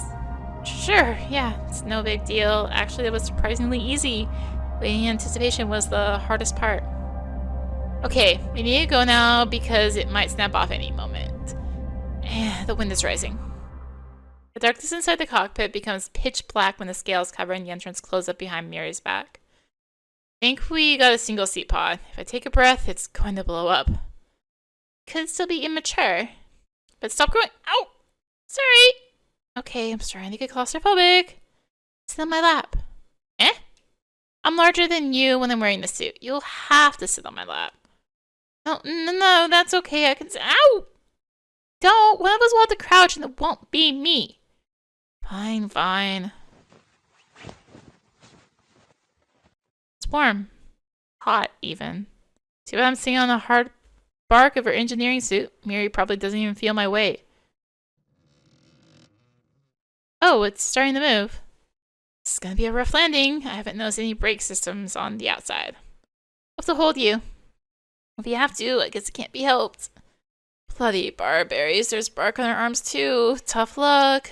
To my surprise, her breath is not hot and doesn't tickle my neck. It's calm and steady, like a light touch of grass. This is not what I expected, but I'm not at all disappointed. I'm not disappointed. Something.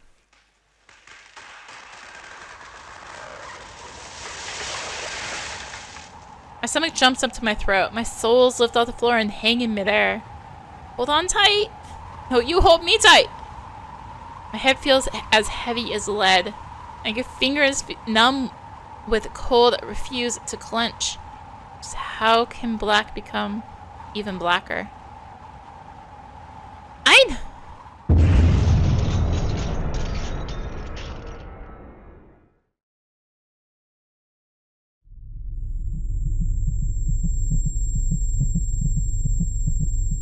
Pain is coming in waves. My brain is bathing in it. It's fizzing and dissolving like a chunk of sodium bicarbonate in water. It's hard to breathe. It hurts to keep my eyes open.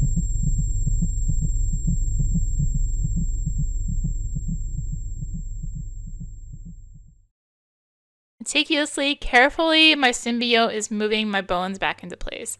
There's nothing I can do but lie like this, listening to my limbs snapping back into their sockets. Why did humans have to make us susceptible to pain? What a dumb design. Bodies can endure a lot without much consequence, but the brain still takes damage that is hard to recover from. I'm sure a psychologist could name a million reasons why pain is essential for planetary exploration. Now I just have to lie here writhing in pain from hot flashes throughout my body, grinding my teeth. My toes send me a particularly sharp signal that they are still where they used to be. I guess I can get up now, or try to, at least.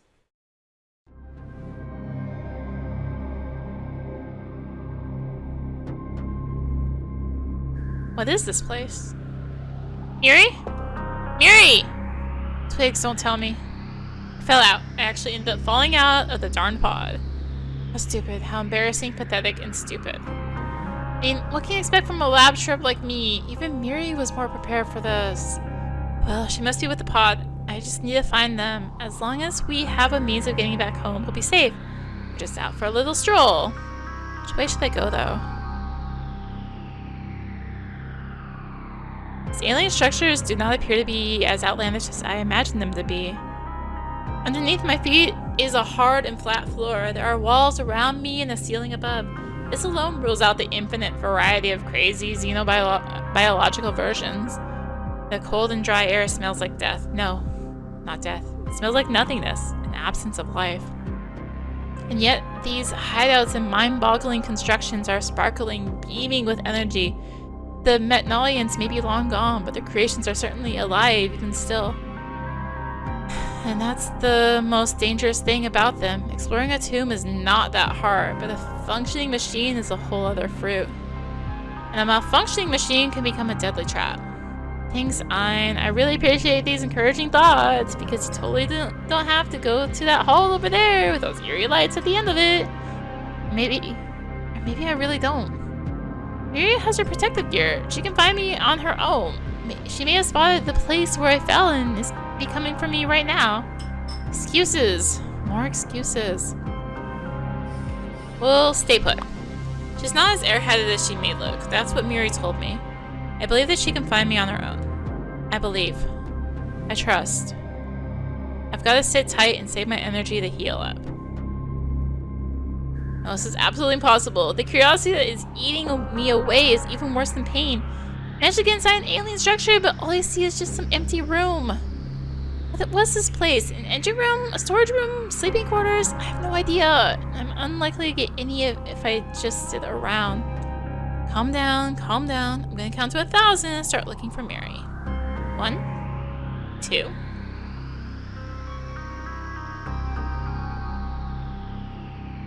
$2,000 something and 49? Wait, I've already counted to 1,000 twice. I think I've lost count and started over several times already. I'm going insane. I'm going to scream. Who would have imagined that the greatest danger of the mysterious and inaccessible Metnalian ruins would be the dead, boring waiting? I think I could actually sleep on this floor. My moss bedding back on the Ailanthus only feels softer than these metal plates for the first 5 minutes that you lay on it. Probably part of the endurance training for the crew, or just austerity measures.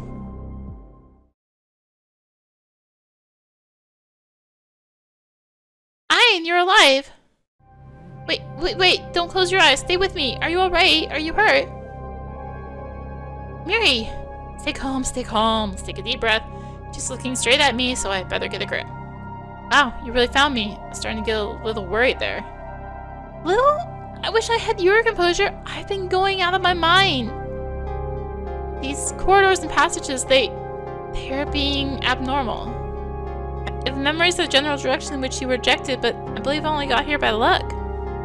What do you mean? You'll see once we start moving. We should go back to where the pod is. We can return the way you came here, right? Oh no.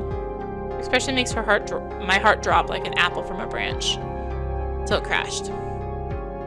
I think it really was meant for one person, or just immature. With my suit, we're as heavy as 4 artifits or more. I'm so sorry. It wasn't your fault. My hand that has just barely healed begins to hurt again when I punch the floor. How can we have been so reckless? Even little Sprout would have come up with a better plan. Better plan? That's also plain and simple. Sooner or later, they will start searching for us. When that happens, the officers will be forced to send another expedition down here. We didn't leave them a choice. Saba is going to rampage if they refuse. Wait a minute. A provocation? This was your plan all along. Let's just say a backup plan. The top fruit guy will have to send a full-on research squad for us. You just used me to make your provocation more impactful. Hey, don't forget you were the one who approached me first. And, by the way, you heard the radio message and explained to me the meaning yourself. You know we didn't have time. We still don't have it. I want to get angry at Miri, but I just can't. It does sound effective. The dual force of Yoli and Sabu demanding to save the lives of their subordinates should be enough to convince any fruit. It's true. It's being used, but I don't feel used. Anyway, I can think about it later. There's something more important right now. A message. I was so excited to try being an explorer and the treasure hunter, I forgot the reason we came here in the first place. An important message, so straight and clear. There's someone who needs our help. We're not in danger. We are the rescue team. My heart rises back from my stomach, sending a heat wave to my head. You're right. I'm ready. Let's go now. Do you have the radio-sensitive vine on you? Right about that. You need to see it for yourself.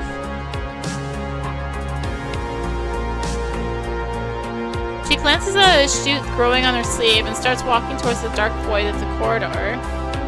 Quite a stride she's got now. If I don't hurry up, I'll have to jog to catch up with her. Run.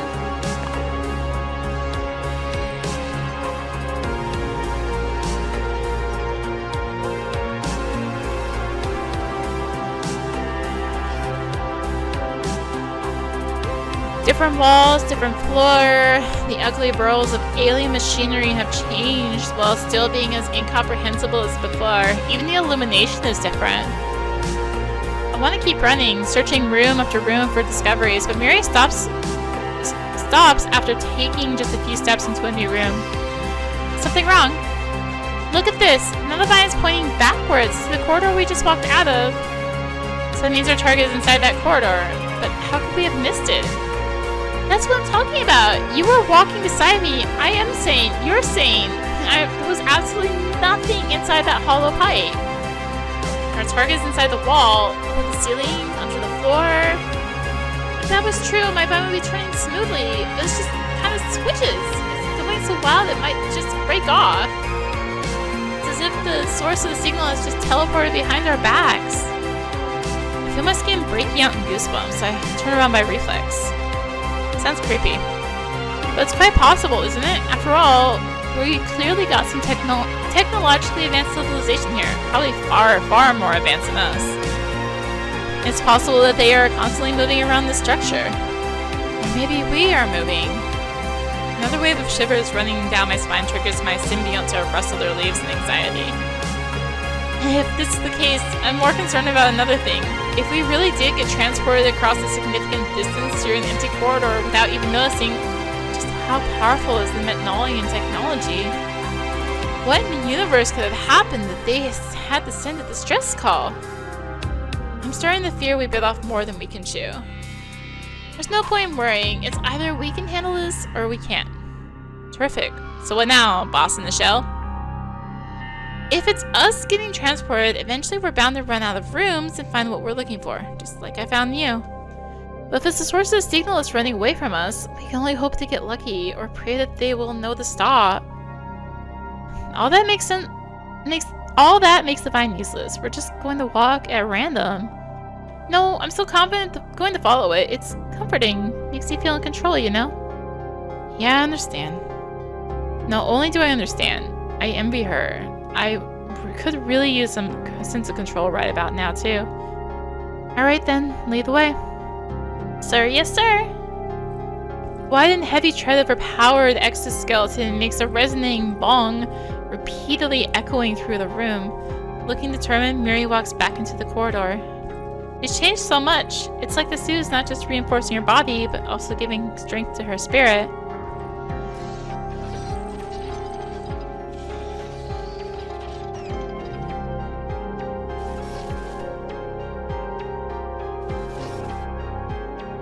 Amazing how fast the polyphony of alien mechanisms have merged into monotony of white noise.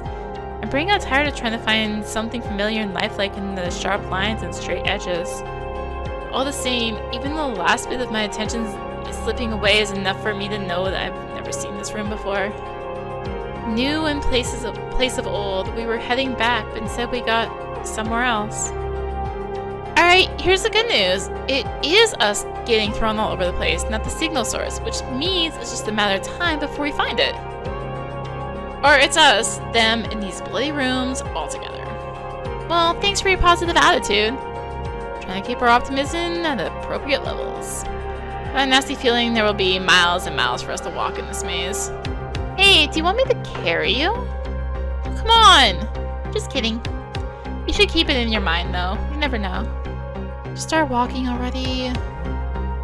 I know it's merely a joke, but I can tell she's genuinely worried about me. Miri feels the same way I do. Never knew cold and dry air could be this stifling. Miri stops so suddenly I almost bump into her back. One look under her shoulder tells me the reason. We've been here before. Yes, obviously. Rooms keep reoccurring so often, it's gonna be a long way. Aw, you already wanna go uppies? Is there a snarky lines generator inside your gear? It would be better when you didn't have the suit. Should I take it off? Stop it. Let's go already. She can chatter and make fun of me all she wants if this helps her with her stress.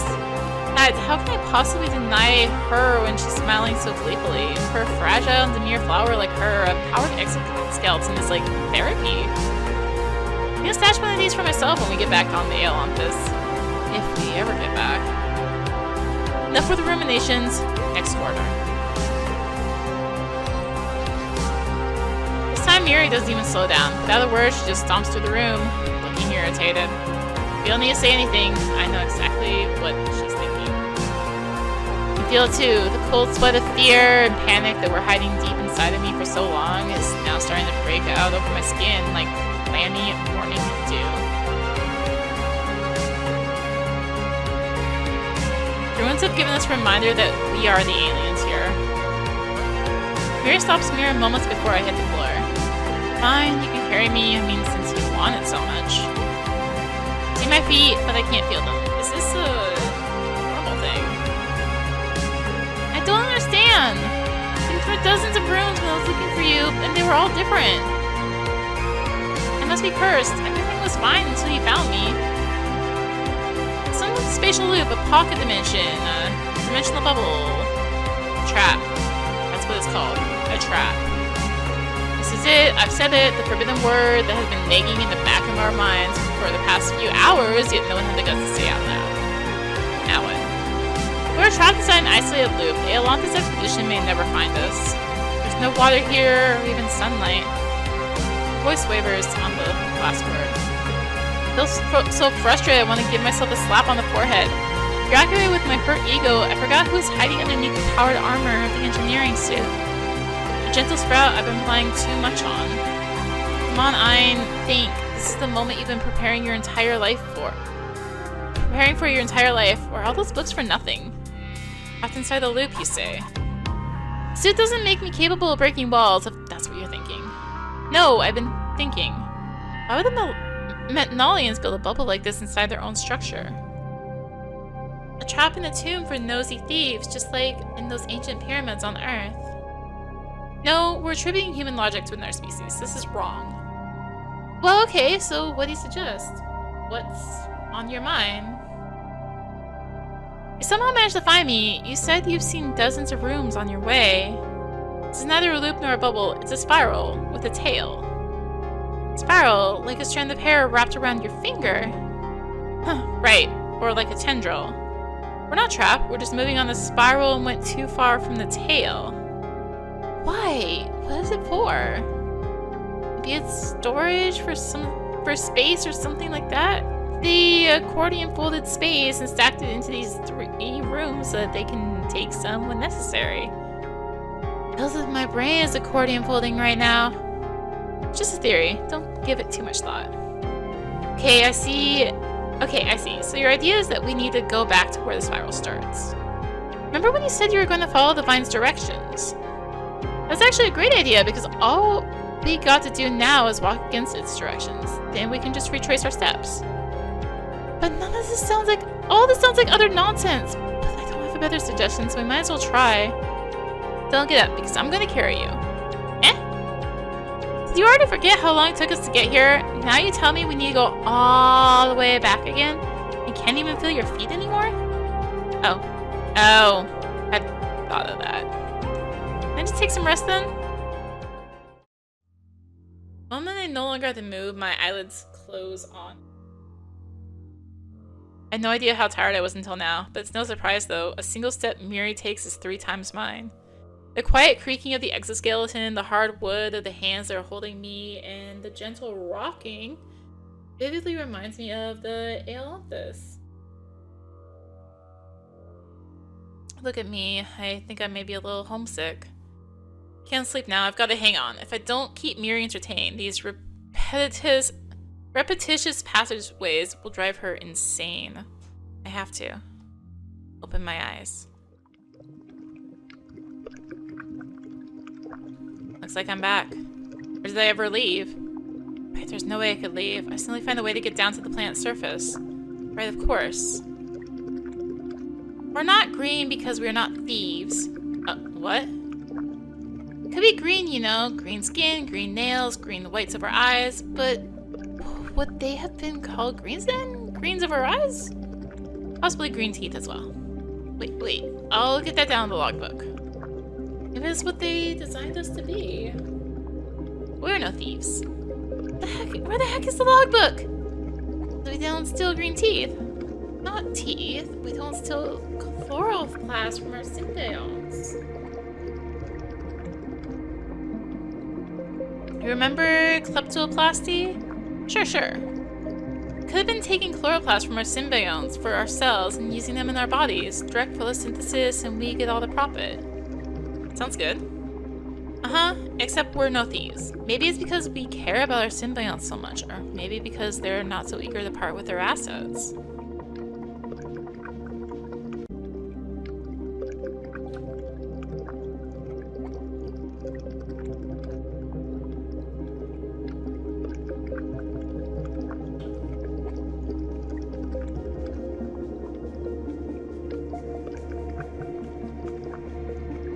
Sounds good.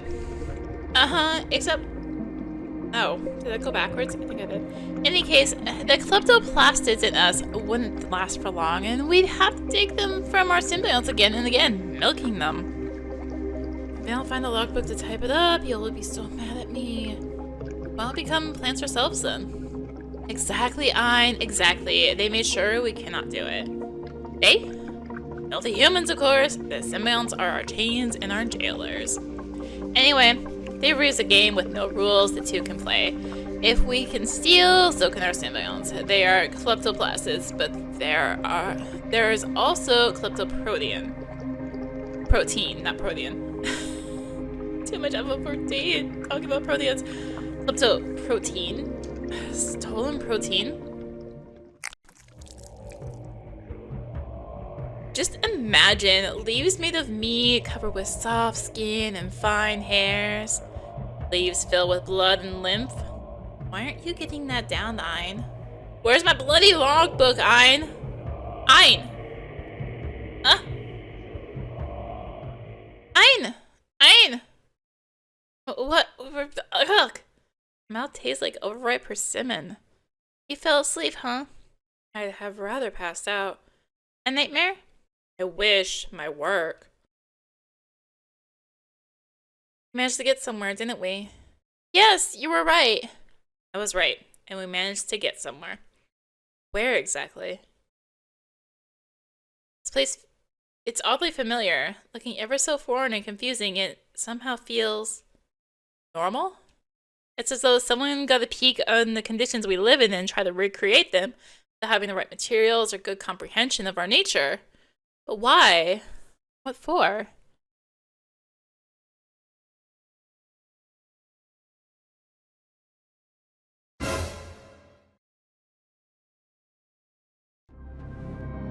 At last, you're here. What? Who's there?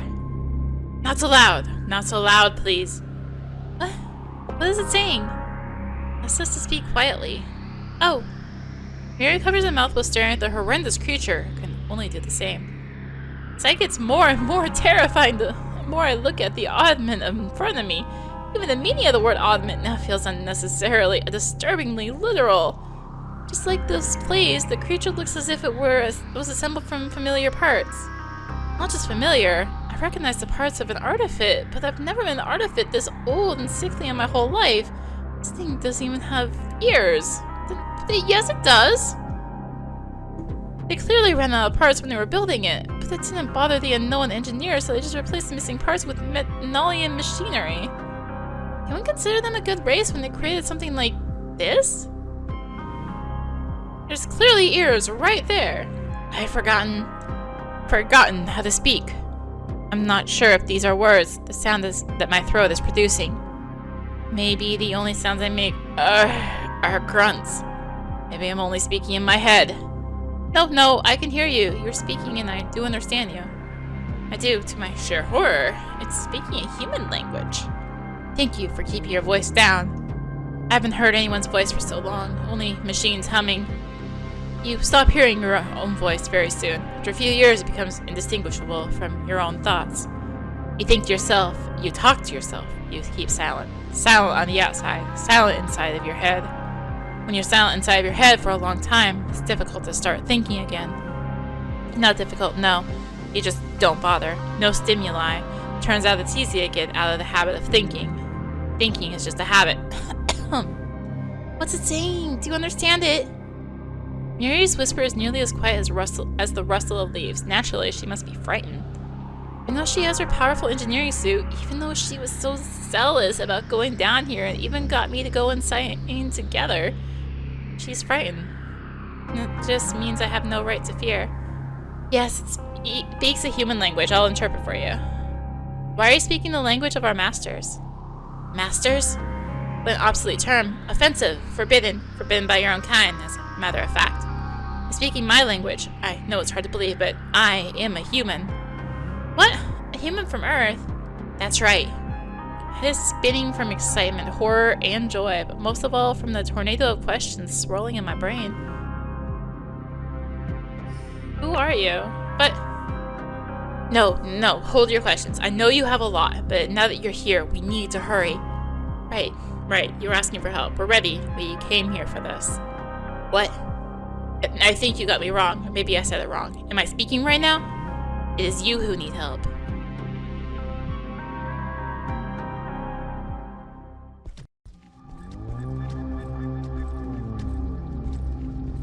It's so hard to form words.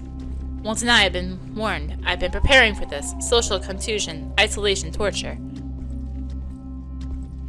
I do love solitude, but even love eventually wears out from time.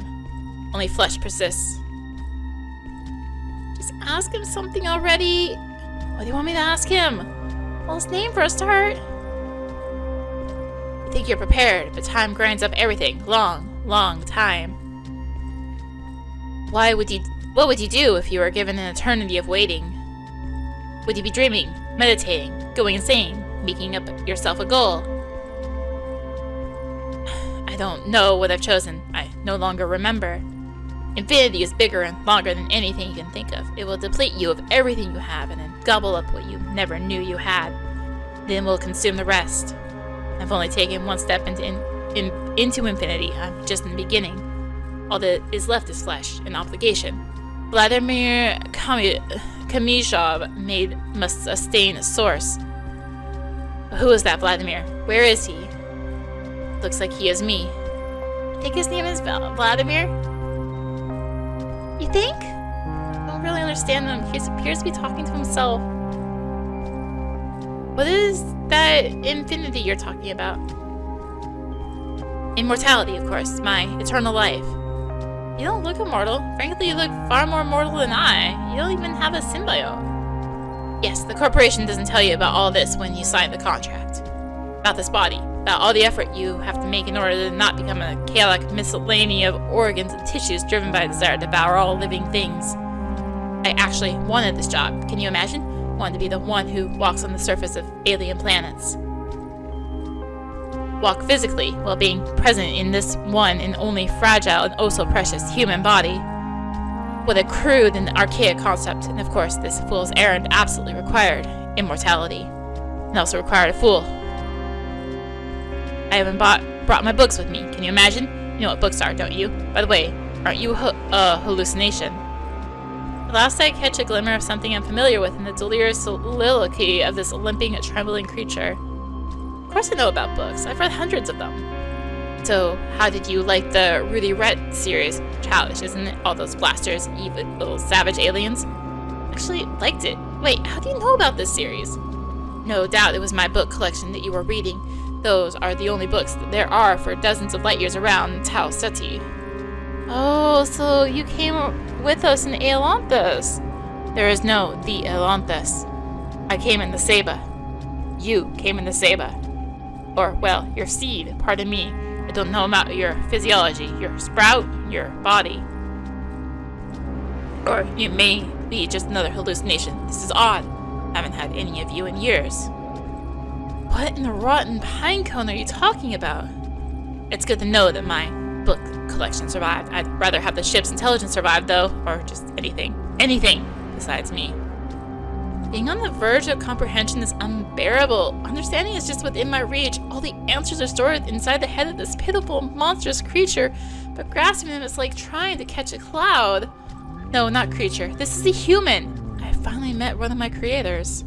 However, I'm struggling to find the reverence in my heart for this. You look like you want to smack him. I have no idea what the heck he's talking about.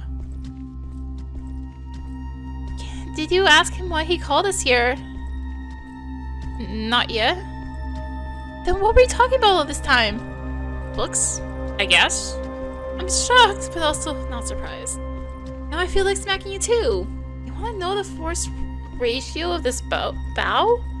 Don't say that. I know it's just a joke, but it still sounds scary. Did you learn this from Sabu? Yes, shake him down for answers or I will do it. Oh god.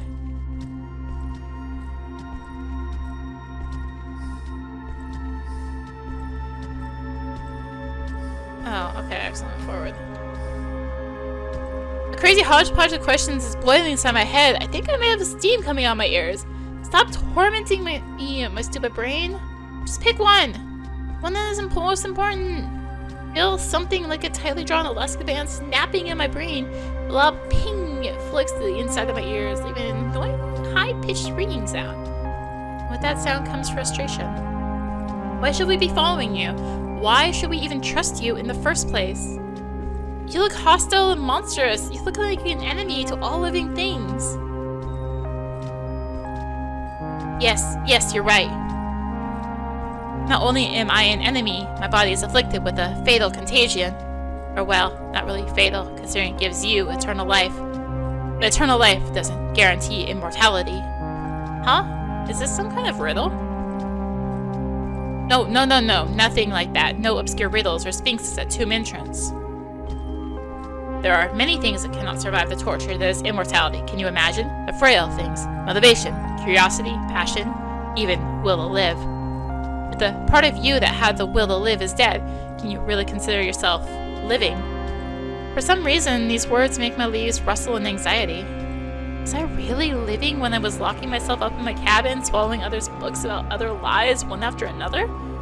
I shake my head in protest. How can curiosity possibly die? There's so much to explore out there, so many unknown, incredible things. I mean, we are literally on an alien planet. It truly is an alien planet.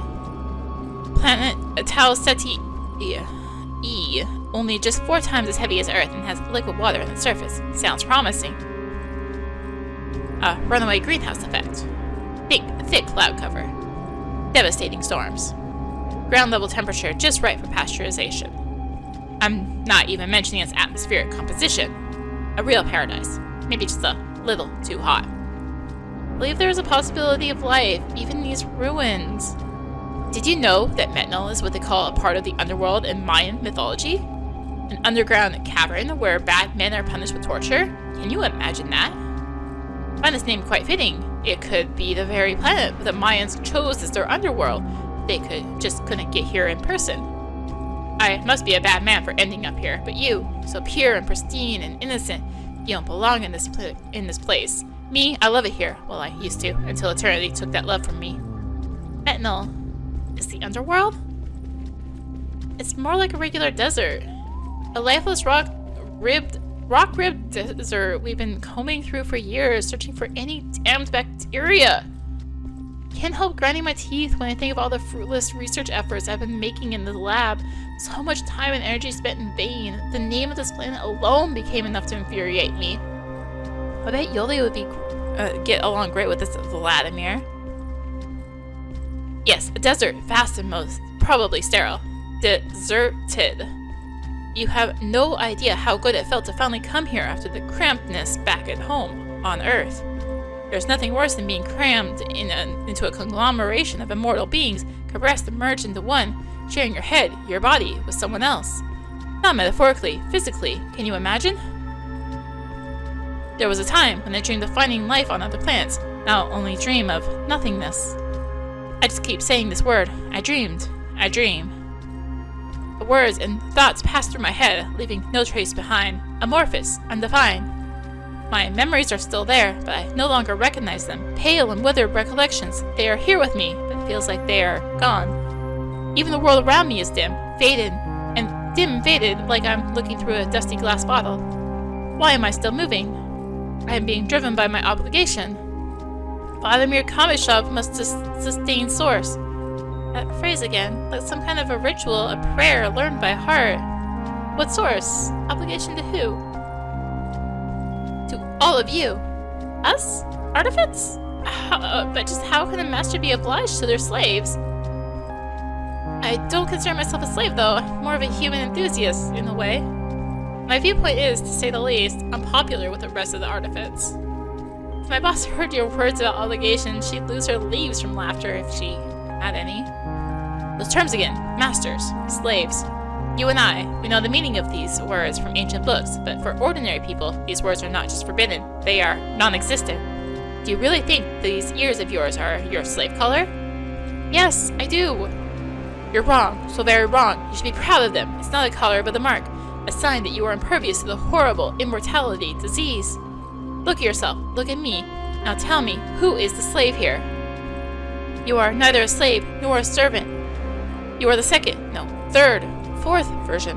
Still far from perfect, but you are better, stronger, sturdier, smarter. The gravity here is 4 times stronger than on Earth, yet you're standing up straight. You found yourself in an unfamiliar, potentially dangerous environment, yet you maintain extraordinary composure. It's not bravery, not foolishness. It's a mathematically derived stress homeostasis. Oh, how I wish Yuli could hear this. I'm not dumb. I'm homeostatic. True, once your kind was feared, disliked, hated even. Can you imagine? A rare emotion in this day and age indeed. But any human who can see through the observable traits of phenotype will recognize the purity we have long lost. Looking back at the efforts we made to rid ourselves of our purity, it's amazing we've been able to create you at all. I don't really get it. I say all this like I'm supposed to know half of the answer, but I know nothing. Yes, well, I'm not used to talking to anyone other than myself anymore, and I myself know the whole answer. And well, I'm still not entirely sure you're real. Explaining everything to another hallucination all over again. Too tiresome. You'll understand everything very soon. We're almost there. Back in the day, you never even had to walk, but the gravitational lenses are out of order now. There's not much left of the good old Ceiba. She was broken in two and scattered across miles in the atmosphere. What a loss. What a loss. I think your friend is trying to tell you something. Mary squeezes my elbow a little as we walk. I immediately feel pins and needles all over my arm from the blood flow constriction. If you're discussing books again, I think he's taking us somewhere to something important to us artifacts. He's taking us to the source. Source of what? No idea. It's alright, Ain. We'll figure it out. I'm here with you. I'm ready for anything. I hope that some of your courage may rub off on me, but you can't fool me. I can feel the petals in your flowers trembling. Won't say it out loud, of course, but I don't even need to. We both have the same thing on our minds. Can we really trust Vladimir? He seems surprisingly knowledgeable about the planet, and he doesn't think of artifacts as slaves.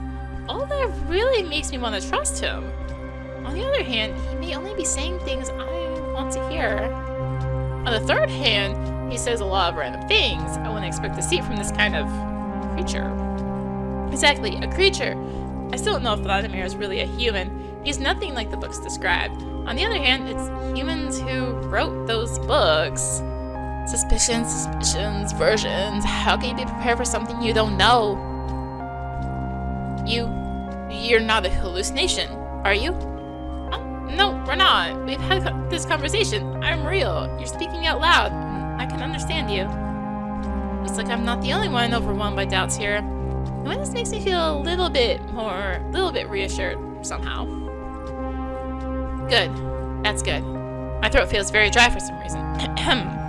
You've been talking a lot. I did? But to whom? There's no one here. To us. To me. Are you alright? How can we help you? I've been waiting for you for such a long time, and now you're here. I must. You must take us to the source. Whatever it is. Yes, of course. How could I forget? But we're already here. Another dark corridor suddenly leads out into a room, as though the fragmented space is just rearranged into a new pattern, like a kaleidoscope. My ears pick up Miri's silent gasp, but my brain refuses to react because what my eyes just saw is too much. I want to grab the human by his throat, but he doesn't even have one. You feed on artifacts? Is this your source? The source of your eternal life? No, of course not. The source of my nutrition is a mystery even to myself.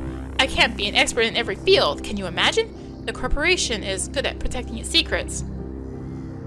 I translate every single word he says, or I'm gonna disassemble him so good even Sabu won't know how to put him back together. This is Ailanthus. From Miri's face, I know this bit doesn't require translation. What are you talking about? Miri hisses these words with such expression that I decided not to translate that to Vladimir either. Ailanthus Altissima, to be exact, or Ailanthus the highest, known as Tree of Gods in the Ambonese language, or Tree of Heaven. Or, given the circumstances, should I call it Ailanthus the Orbital? How high exactly is the place you came from? You said you were taking us to the source. Vladimir's mutilated, wrinkled face contorts. There's a new expression that I've never seen it make before. It's got no symbiont to give me visual cues, no rustling, trembling leaves or vines twisting into meaningful shapes. Yet somehow I have a feeling that I don't need any cues to know what this expression means. to face the pain. I called him Source. It would have been too cruel to wake him up after his cold sleep only to put him in a medical coma soon after. He never got a chance to get a real artifact name.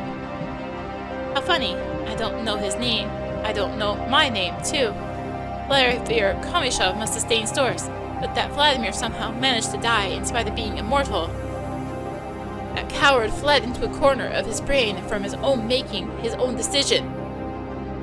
Now this is my body, my obligation, albeit not my decision. He stops abruptly, as if choking on his own words, but the words keep resonating in my head. The Ailanthus and the Source. So the Ailanthus is a symbiote being belonging to the artifact named Source. And we come from this Ailanthus. The tallest tree on this goddamn planet. That's a whole station, a garden up in the clouds. And now you know the price that was paid for that astonishing accomplishment. Years and years of struggle and growth, tons of wreck parts of the dying Ceiba assembled and modified to sustain life in the Source and Ailanthus through him. But it was all futile. The Source has reached his limit. Artifice may be resilient, but not immortal. How I wish this could be me. But how? I thought we came from Earth. That's right. All of us came here in the poor Ceiba. The human runs his shaking hand across the wall with astonishing, unexpected fondness. The wall of extraterrestrial ruins, the otherworldly Metnalian structures. No, the wall of the Ceiba. Not alien ruins, a human ship. The corporate engineers have had some twisted imagination, I'll give them that, giving their ship the name of the Central World Tree. The civilization that believed in the cosmology concept no longer exists, but that word remained. Ceiba, the axis connecting the underworld and heaven, connecting Metnal and Earth. She proved to be pitifully fragile for an axis, too experimental, too hastily constructed, too fast for her own good. So what, the Ceiba crashed so you decided to just utilize one of us to grow a new house for the rest? Utilize him, use him up like he's some kind of seed. Would you prefer it if everyone died? My indignant rant is stuck in my throat. This human is horribly, repugnantly right. Of course I'm happy that I'm alive. That everyone is alive. Yoli, Sabu, Miri. I love the Ailanthus. I love my home. I love my kind. The large ear, the large horn, the blossoming, the prickly. I love my books, even though they're not really mine. All this exists because of the decision made by this disfigured, fatigued human. All of this exists because one of us was condemned to eternal torment. I feel nauseous from trying to feel sadness in my heart and not being able to. I didn't know him at all. He never even got to gain consciousness. He probably doesn't feel anything whatsoever, right? The only precious cargo was on board the Ceiba survived. That's you, Artifice. Your bodies ascended to the clouds, you awoke, and your genetically programmed professions and skills were activated. Innocent and naive, but formidable children. Very dangerous combination, but the possibilities are essentially endless. You gotta start with a clean slate. The privilege that I did not have. Why couldn't you awaken us and explain the situation? Any one of us would have volunteered to take the place of Source. No volunteers. He was the only artifact who had a symbiote with such colossal growth potential. Ailanthus, the highest. I took the sin of decision upon myself. No, the right choice. The only possible choice. In fact, I didn't have any choice. Vladimir Kamishov had no choice. No choice. He was muttering it over and over, quietly chanting a spell while I interpret for Miri everything I just heard. Her eyes are fixed on Source as she squeezes my hand with her exoskeleton's wooden claw. This time it doesn't feel at all forceful. It's almost gentle. This is just cruel. Too cruel. Not cruel, just rational. Do you want to know what's really cool, Miss Pinky Ears? Man ships with no artifacts. Artifacts are mortal, and I am the immortal crew. If I were the only one on board, the ship would have landed by lethal braking. Because why waste time and precious fuel on aero braking when you can just make a ship stop by crashing into a planetary crust? Well, it's moving at full speed. It's a long upward crawl through solid stone, acclimatizing, growth, gaining body mass, losing your humanoid appearance in the process, of course. What about the planet's biosphere? A crash of that scale. I am the biosphere. Or could have been it. But this time, you were chosen by the colonizers. I am a mere overseer from the corporation. An immortal gardener, perhaps a substitute player, a second chance at colonization. An eternally living, eternally evolving being is bound to fill the entire planet with itself eventually. Can you imagine? No, actually, don't even try. Colonization in its ultimate crystalline sense, human colony like bacterial colony. Cheapest throwaway ships let throwaway pilots gather across the galaxy like seeds. Using a throwaway artifact to create and sustain a station is just an extension of that mortality. Morality. Is this what you've been telling yourself all these years to make yourself feel better? Yes. You took so long to grow. I waited and waited and waited. Sure, you can always use time dilation substances, but these come with a risk of leaving you that way permanently. Even you with your slow growth would be dying from boredom now, waiting for my response. So I waited at normal speed and ended up dying in process, so it seems. You're finally here. I've been waiting for you for such a long time. Come with me. I need to take you to Source. Hold on. Stay focused. Why did you call us here? Why do we need help? Help? Haven't I told you already? Source is dying, and Ailanthus is dying with him. Have you experienced any unnatural shaking up there? Maybe some kind of crunching noises or crackling in the trunk? I stare at the black and dry roots as I try to fit all this into my mental picture. Somewhere up high, this fragile stem grows into the Ailanthus. Right now, the only thing that keeps it standing upright is a Ceiba, a giant metal pot for the tallest tree on this planet. What happens when Ailanthus dies? How unexpectedly fragile was what I believed to be immovable and perpetual? Strange. I can't smell any blight, no feeling of death in the air, or decay, or sickness, just dusty, stifling emptiness. True, we've had some shaking up there, storm strikes. Storms have happened before, too, but now the dying trunk of Ailanthus has lost its suppleness and become rigid. It can no longer dampen vibrations effectively. Can you imagine? Every little breeze could be the last now. Ailanthus will soon collapse, along with everyone living upon it. The withered crown may be falling down into the rocks at this very moment, for all we know. The symbiont needs a new host. Ailanthus needs new source. That's it. So this is why we were summoned here. We just need to change the battery in the Ailanthus. I could laugh if not for the dizziness I'm feeling from trying to wrap my head around everything I was told. Miri beside me shakes her head too, causing a little pink storm with her curly locks. Well, doesn't that sound familiar? Two runaway kids in search of adventure suddenly find themselves responsible for the future of their homeland. We must do something. One of us. Wait. What is it? There's no time to hesitate. No, wait, hold on. Something's off. You not believe the human? You think he eats artificts after all? No, I do believe him. His mind is too shattered for something as complicated as the sea. Still, why do I suddenly feel so doubtful? I've seen dying plants hundreds of times before in the lab. Every artifact has seen them. Quite a painful sight. I'm feeling none of that pain right now. It's like I don't believe my own eyes. The wounds on my hand I've been clenching nervously are starting to itch. My symbiont caringly wraps them with leaves, pulling together the edges of my skin damaged by the rough landing. Come on, my silent friend, give me a hint just this once. What's happening to your big brother? They're quiet. Maybe they're quiet because they have nothing to say. Ayn, wake up! Still what? Think of the Ailanthus. Did it look like a plant to have such dried, withering roots to you? No plant ever begins to dry out from the bottom. Remember the proverb? Strong leaves grow from strong roots. It's just a proverb! Nature is so much bigger and deeper than some proverbs. You think of something, let's say, dodder. Dodder is a parasite plant. It doesn't have any roots in the first place. Then baby's breath or wind witch? You mean tumbleweed? All these plants are dried out completely by the time they separate from the roots. Alright, what's your point? Breathe in. Does the air smell like death to you? For a few moments, Miri keeps glaring at me, clearly coming up with a snappy retort. Finally, she straightens up, her lips pursed, and moves her head around while taking a few deep breaths. There's dust, dryness. It's kind of empty. It smells like something discarded, cast away for being redundant.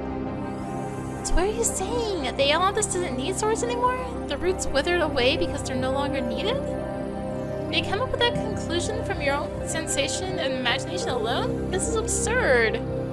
No, apart from imagination, there's also... I promised Billy that I'll keep my mouth shut about her research. Should I tell Miri? Does she understand? I'm gonna tell her now's the time. There might be no better moment. There are studies. Yolei's been experimenting. Mother Nature, don't tell me she's been experimenting on herself. Okay, I won't tell you that. Gosh, so these rumors about you two going completely bananas in your lab were true? Oh, that's what they say about us in the wardroom, huh? Here I was wondering why girls want to talk to me. Give a short, nervous laugh and find myself feeling a little bit easier. You should translate for the human too. He may have something important to add. Look around for our bizarre guide. Motionless and silent, he's almost vanished from sight, seeming to merge into the walls of the Ceiba. Vladimir, are you there? I just came up with an idea. Not so loud, be quiet. Don't wake up Source. Don't wake up Kamishov. Don't wake up the memories. Memories always come with pain. They're the best of friends, these two. Wherever one goes, the other follows. I'm really sorry, but you'll have to endure this pain for a bit longer. Or have you forgotten about your obligation? Yes, I'm listening. For one brief second, my mind goes entirely blank. No, begone, stupid hesitation. My decisions brought me here. I have the right to decide. So basically, Yoli, she's our biological research scientist. She was doing this, biological research on separating a symbiont from an artifact. Miri's ragged gasp hits me harder than any curse word could. Turns out our symbiogenesis is far from complete. Both the artifact and the symbiont can do just fine outside of their alliance. Symbiogenesis. Yes, you humans created this alliance just because you wanted to see who wins and who ends up as a set of ancillary organs. Yoli came to the conclusion that this process is still ongoing. But this is just preposterous. You are inseparable. You were initially created as one long ago. They only habitually call it symbiosis, an old tradition from the times when we still shun genetic modification. As a matter of fact, I don't quite understand why you all look so pale. You're supposed to be much greener. Can you imagine? Probably has to do something with the local sun. I wouldn't know. I'm not a scientist. So my head is a whirlwind of thoughts. I believe Yoli. I have no right not to. And frankly, I don't feel like I share some extraordinary bond with the vines and leaves growing on my body. However, Vladimir has no reason to lie either. He knows about our origin even more than we do. After all, we were created by his kind. And why? Created as inseparable, transformed into a non-compulsory symbiotic alliance. Used to be as one, split into two. We're diverging. Billy was wrong about one thing. We're not converging in our symbiogenesis. It's exactly the opposite. We're diverging further away from each other. It's not a war of conquest to take over the body. It's a battle for independence of both of us. My hands are trembling from the adrenaline rush. Scatter my poem. Am I really taking the greatest risk of my life based on what I've heard from one fun-sized artifact and one significantly deranged human? Oh well, just blame Yoli if I'm wrong. Miri, grab the human. Are you insane? You're the one with the exoskeleton, not me, so you grab him. That's not the point. Remember what we said about necessary madness? This is not the variety of madness I have in mind. You don't get to choose varieties when it comes to madness. You enjoy the whole harvest. Miri, can't you see? The Ailanthus is already self-sustaining. She gets her nutrients from the atmosphere, from the clouds. We knew that from the start. We just had the reason all wrong. Thought we were on a spaceship. These old roots are only holding her back. We must set her free. If you're wrong, you can't just sacrifice artifacts on this altar for all eternity. We need to settle this here and now. My heartbeat is deafening. If it gets any louder, Miri's reply is going to drown in the sound of my pulse pounding in my ears. I just want to say, I want to say I'm not convinced. Oh, stick bugs, prickle my hair. But I believe you. I don't need proof to accept your decision. Don't make the face on. It's called trust, Ein. That's what happens between artifices when they're close. If we ever get out of this alive, you're gonna have to learn that. Alright, I can grab him on the count of 3. 3? Ah! Flashing! Unexpected speed. Miri dashes the volume, making my heart jump in fright. The fright seems to serve me well. I'm actually like just covering the screen right now. The fright seems to serve me well. My mind clears in an instant, like cloudy skies breaking up. For some reason, I was sure I'd lose my concentration, trip over my own feet, and forget what to do at the critical moment. But in reality, time feels so slow. I feel like I could just stop mid-flow to process what I've heard and contemplate my next steps. Still, I probably shouldn't be dawdling. It could be an illusion. Aye, don't just stand there like an oak. Do what you need to do. Darn, it was an illusion. Are we done with flashing? Oh, thank goodness. I rush the source, start tearing out the withered roots and tubes covering his chest. It's better if I don't look. Don't look at him lying there. Ugh, I'm doing him a favor. I'm freeing him. Freeing all of us. No! Vladimir Kamishov must keep still or I may break you. But if I don't look back. Just a little more.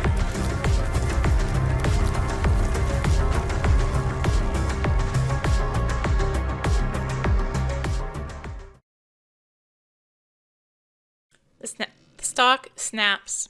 It's over. Whether it was a mistake or not, it's all done now. Human, I think he's broken. He was struggling so much. Vladimir is lying as the same deformed, amorphous mass on the floor. Neither dead nor alive, just quieter than usual. He looks just as broken as ever to me. Maybe that's a good thing. He needs some rest. Just hope he wasn't lying about being immortal. Okay, what happens now? Shall we wait it out inside here when the Ailanthus collapses? No, we have to see it with our own eyes.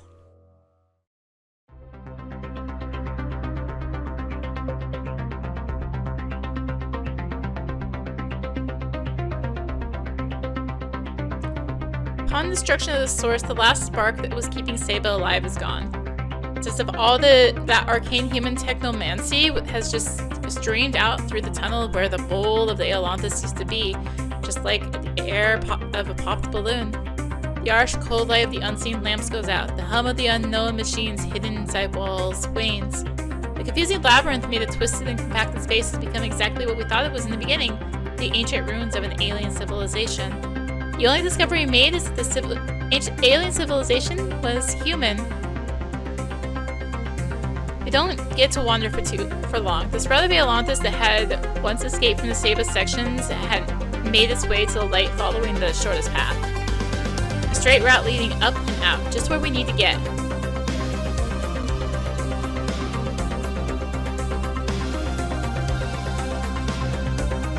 She's flying. Ailanthus is flying! Ein, look! You were right! Oh, Mother Nature, you were actually right! Miri slap on my back knocks all air out of my lungs.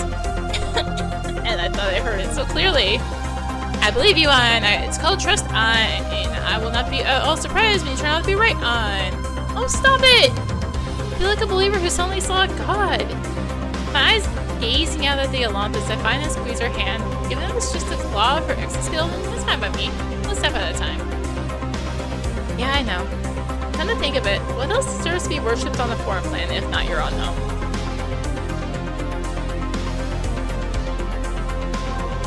Ailanthus is flying. She really was a ship. Not a spaceship, but an airship instead. Made of creaky wood with wide, tattered sails. A real ship straight from human pirate stories. Storms will harm her no more. She will sail across the planet, drifting over the waves of clouds carried along by the wind. She needs no sacrifice, no anchors, no ruder planters. She is free. I was wrong, though. There is another discovery we carried out in those ruins. Artifice and the symbionts are two separate species, now ready to take on their own adventures. Yoldie's going to be ecstatic when she knows. I wonder what her thorns could grow into. A land-based house? A giant tumbleweed with extremely seasick artifice inside? Doesn't matter. We can make anything. We now have perspective. We now have future. Humans sent us on a mission to explore this planet, to conquer it, to grow out a new branch of the vast canopy of humankind stretching across the galaxy. Now we can finally complete our mission, complete it our way, the Artifician way. The soil of Metnal may be lifeless and barren, but its clouds will become a blooming garden.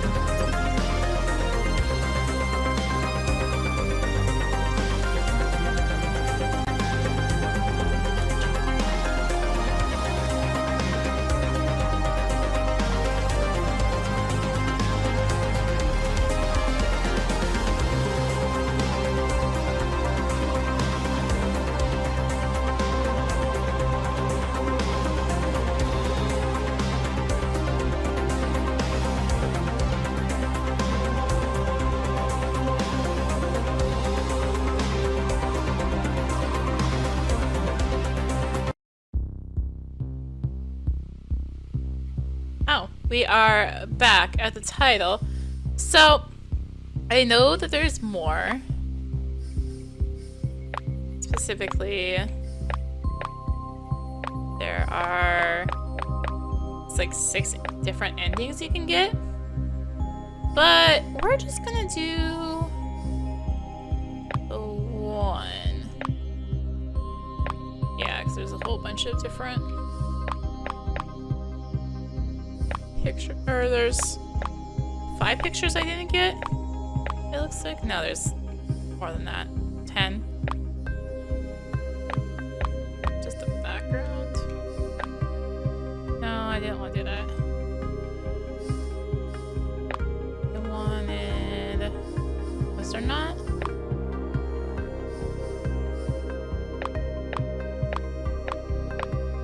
Oh, there's an unknown character. Well, anyway, I was hoping that there was like, oh yeah, CG. What I was looking for. Yeah, there's still more CG to get, but I think, considering I just kind of like mastered that, we're gonna call it good for Ceiba. And yeah, there's more to discover, but I think we're just gonna stick with the one playthrough. So thank you so much for watching. If you enjoyed the videos, consider tossing a like, comment, subscribe, maybe click that little bell for notifications. Also be sure to check out the description below, various links, social media, Discord. Come hang out, get notifications there as well. And yeah, thank you again for watching. And until next time, this is rinimt signing out. Bye!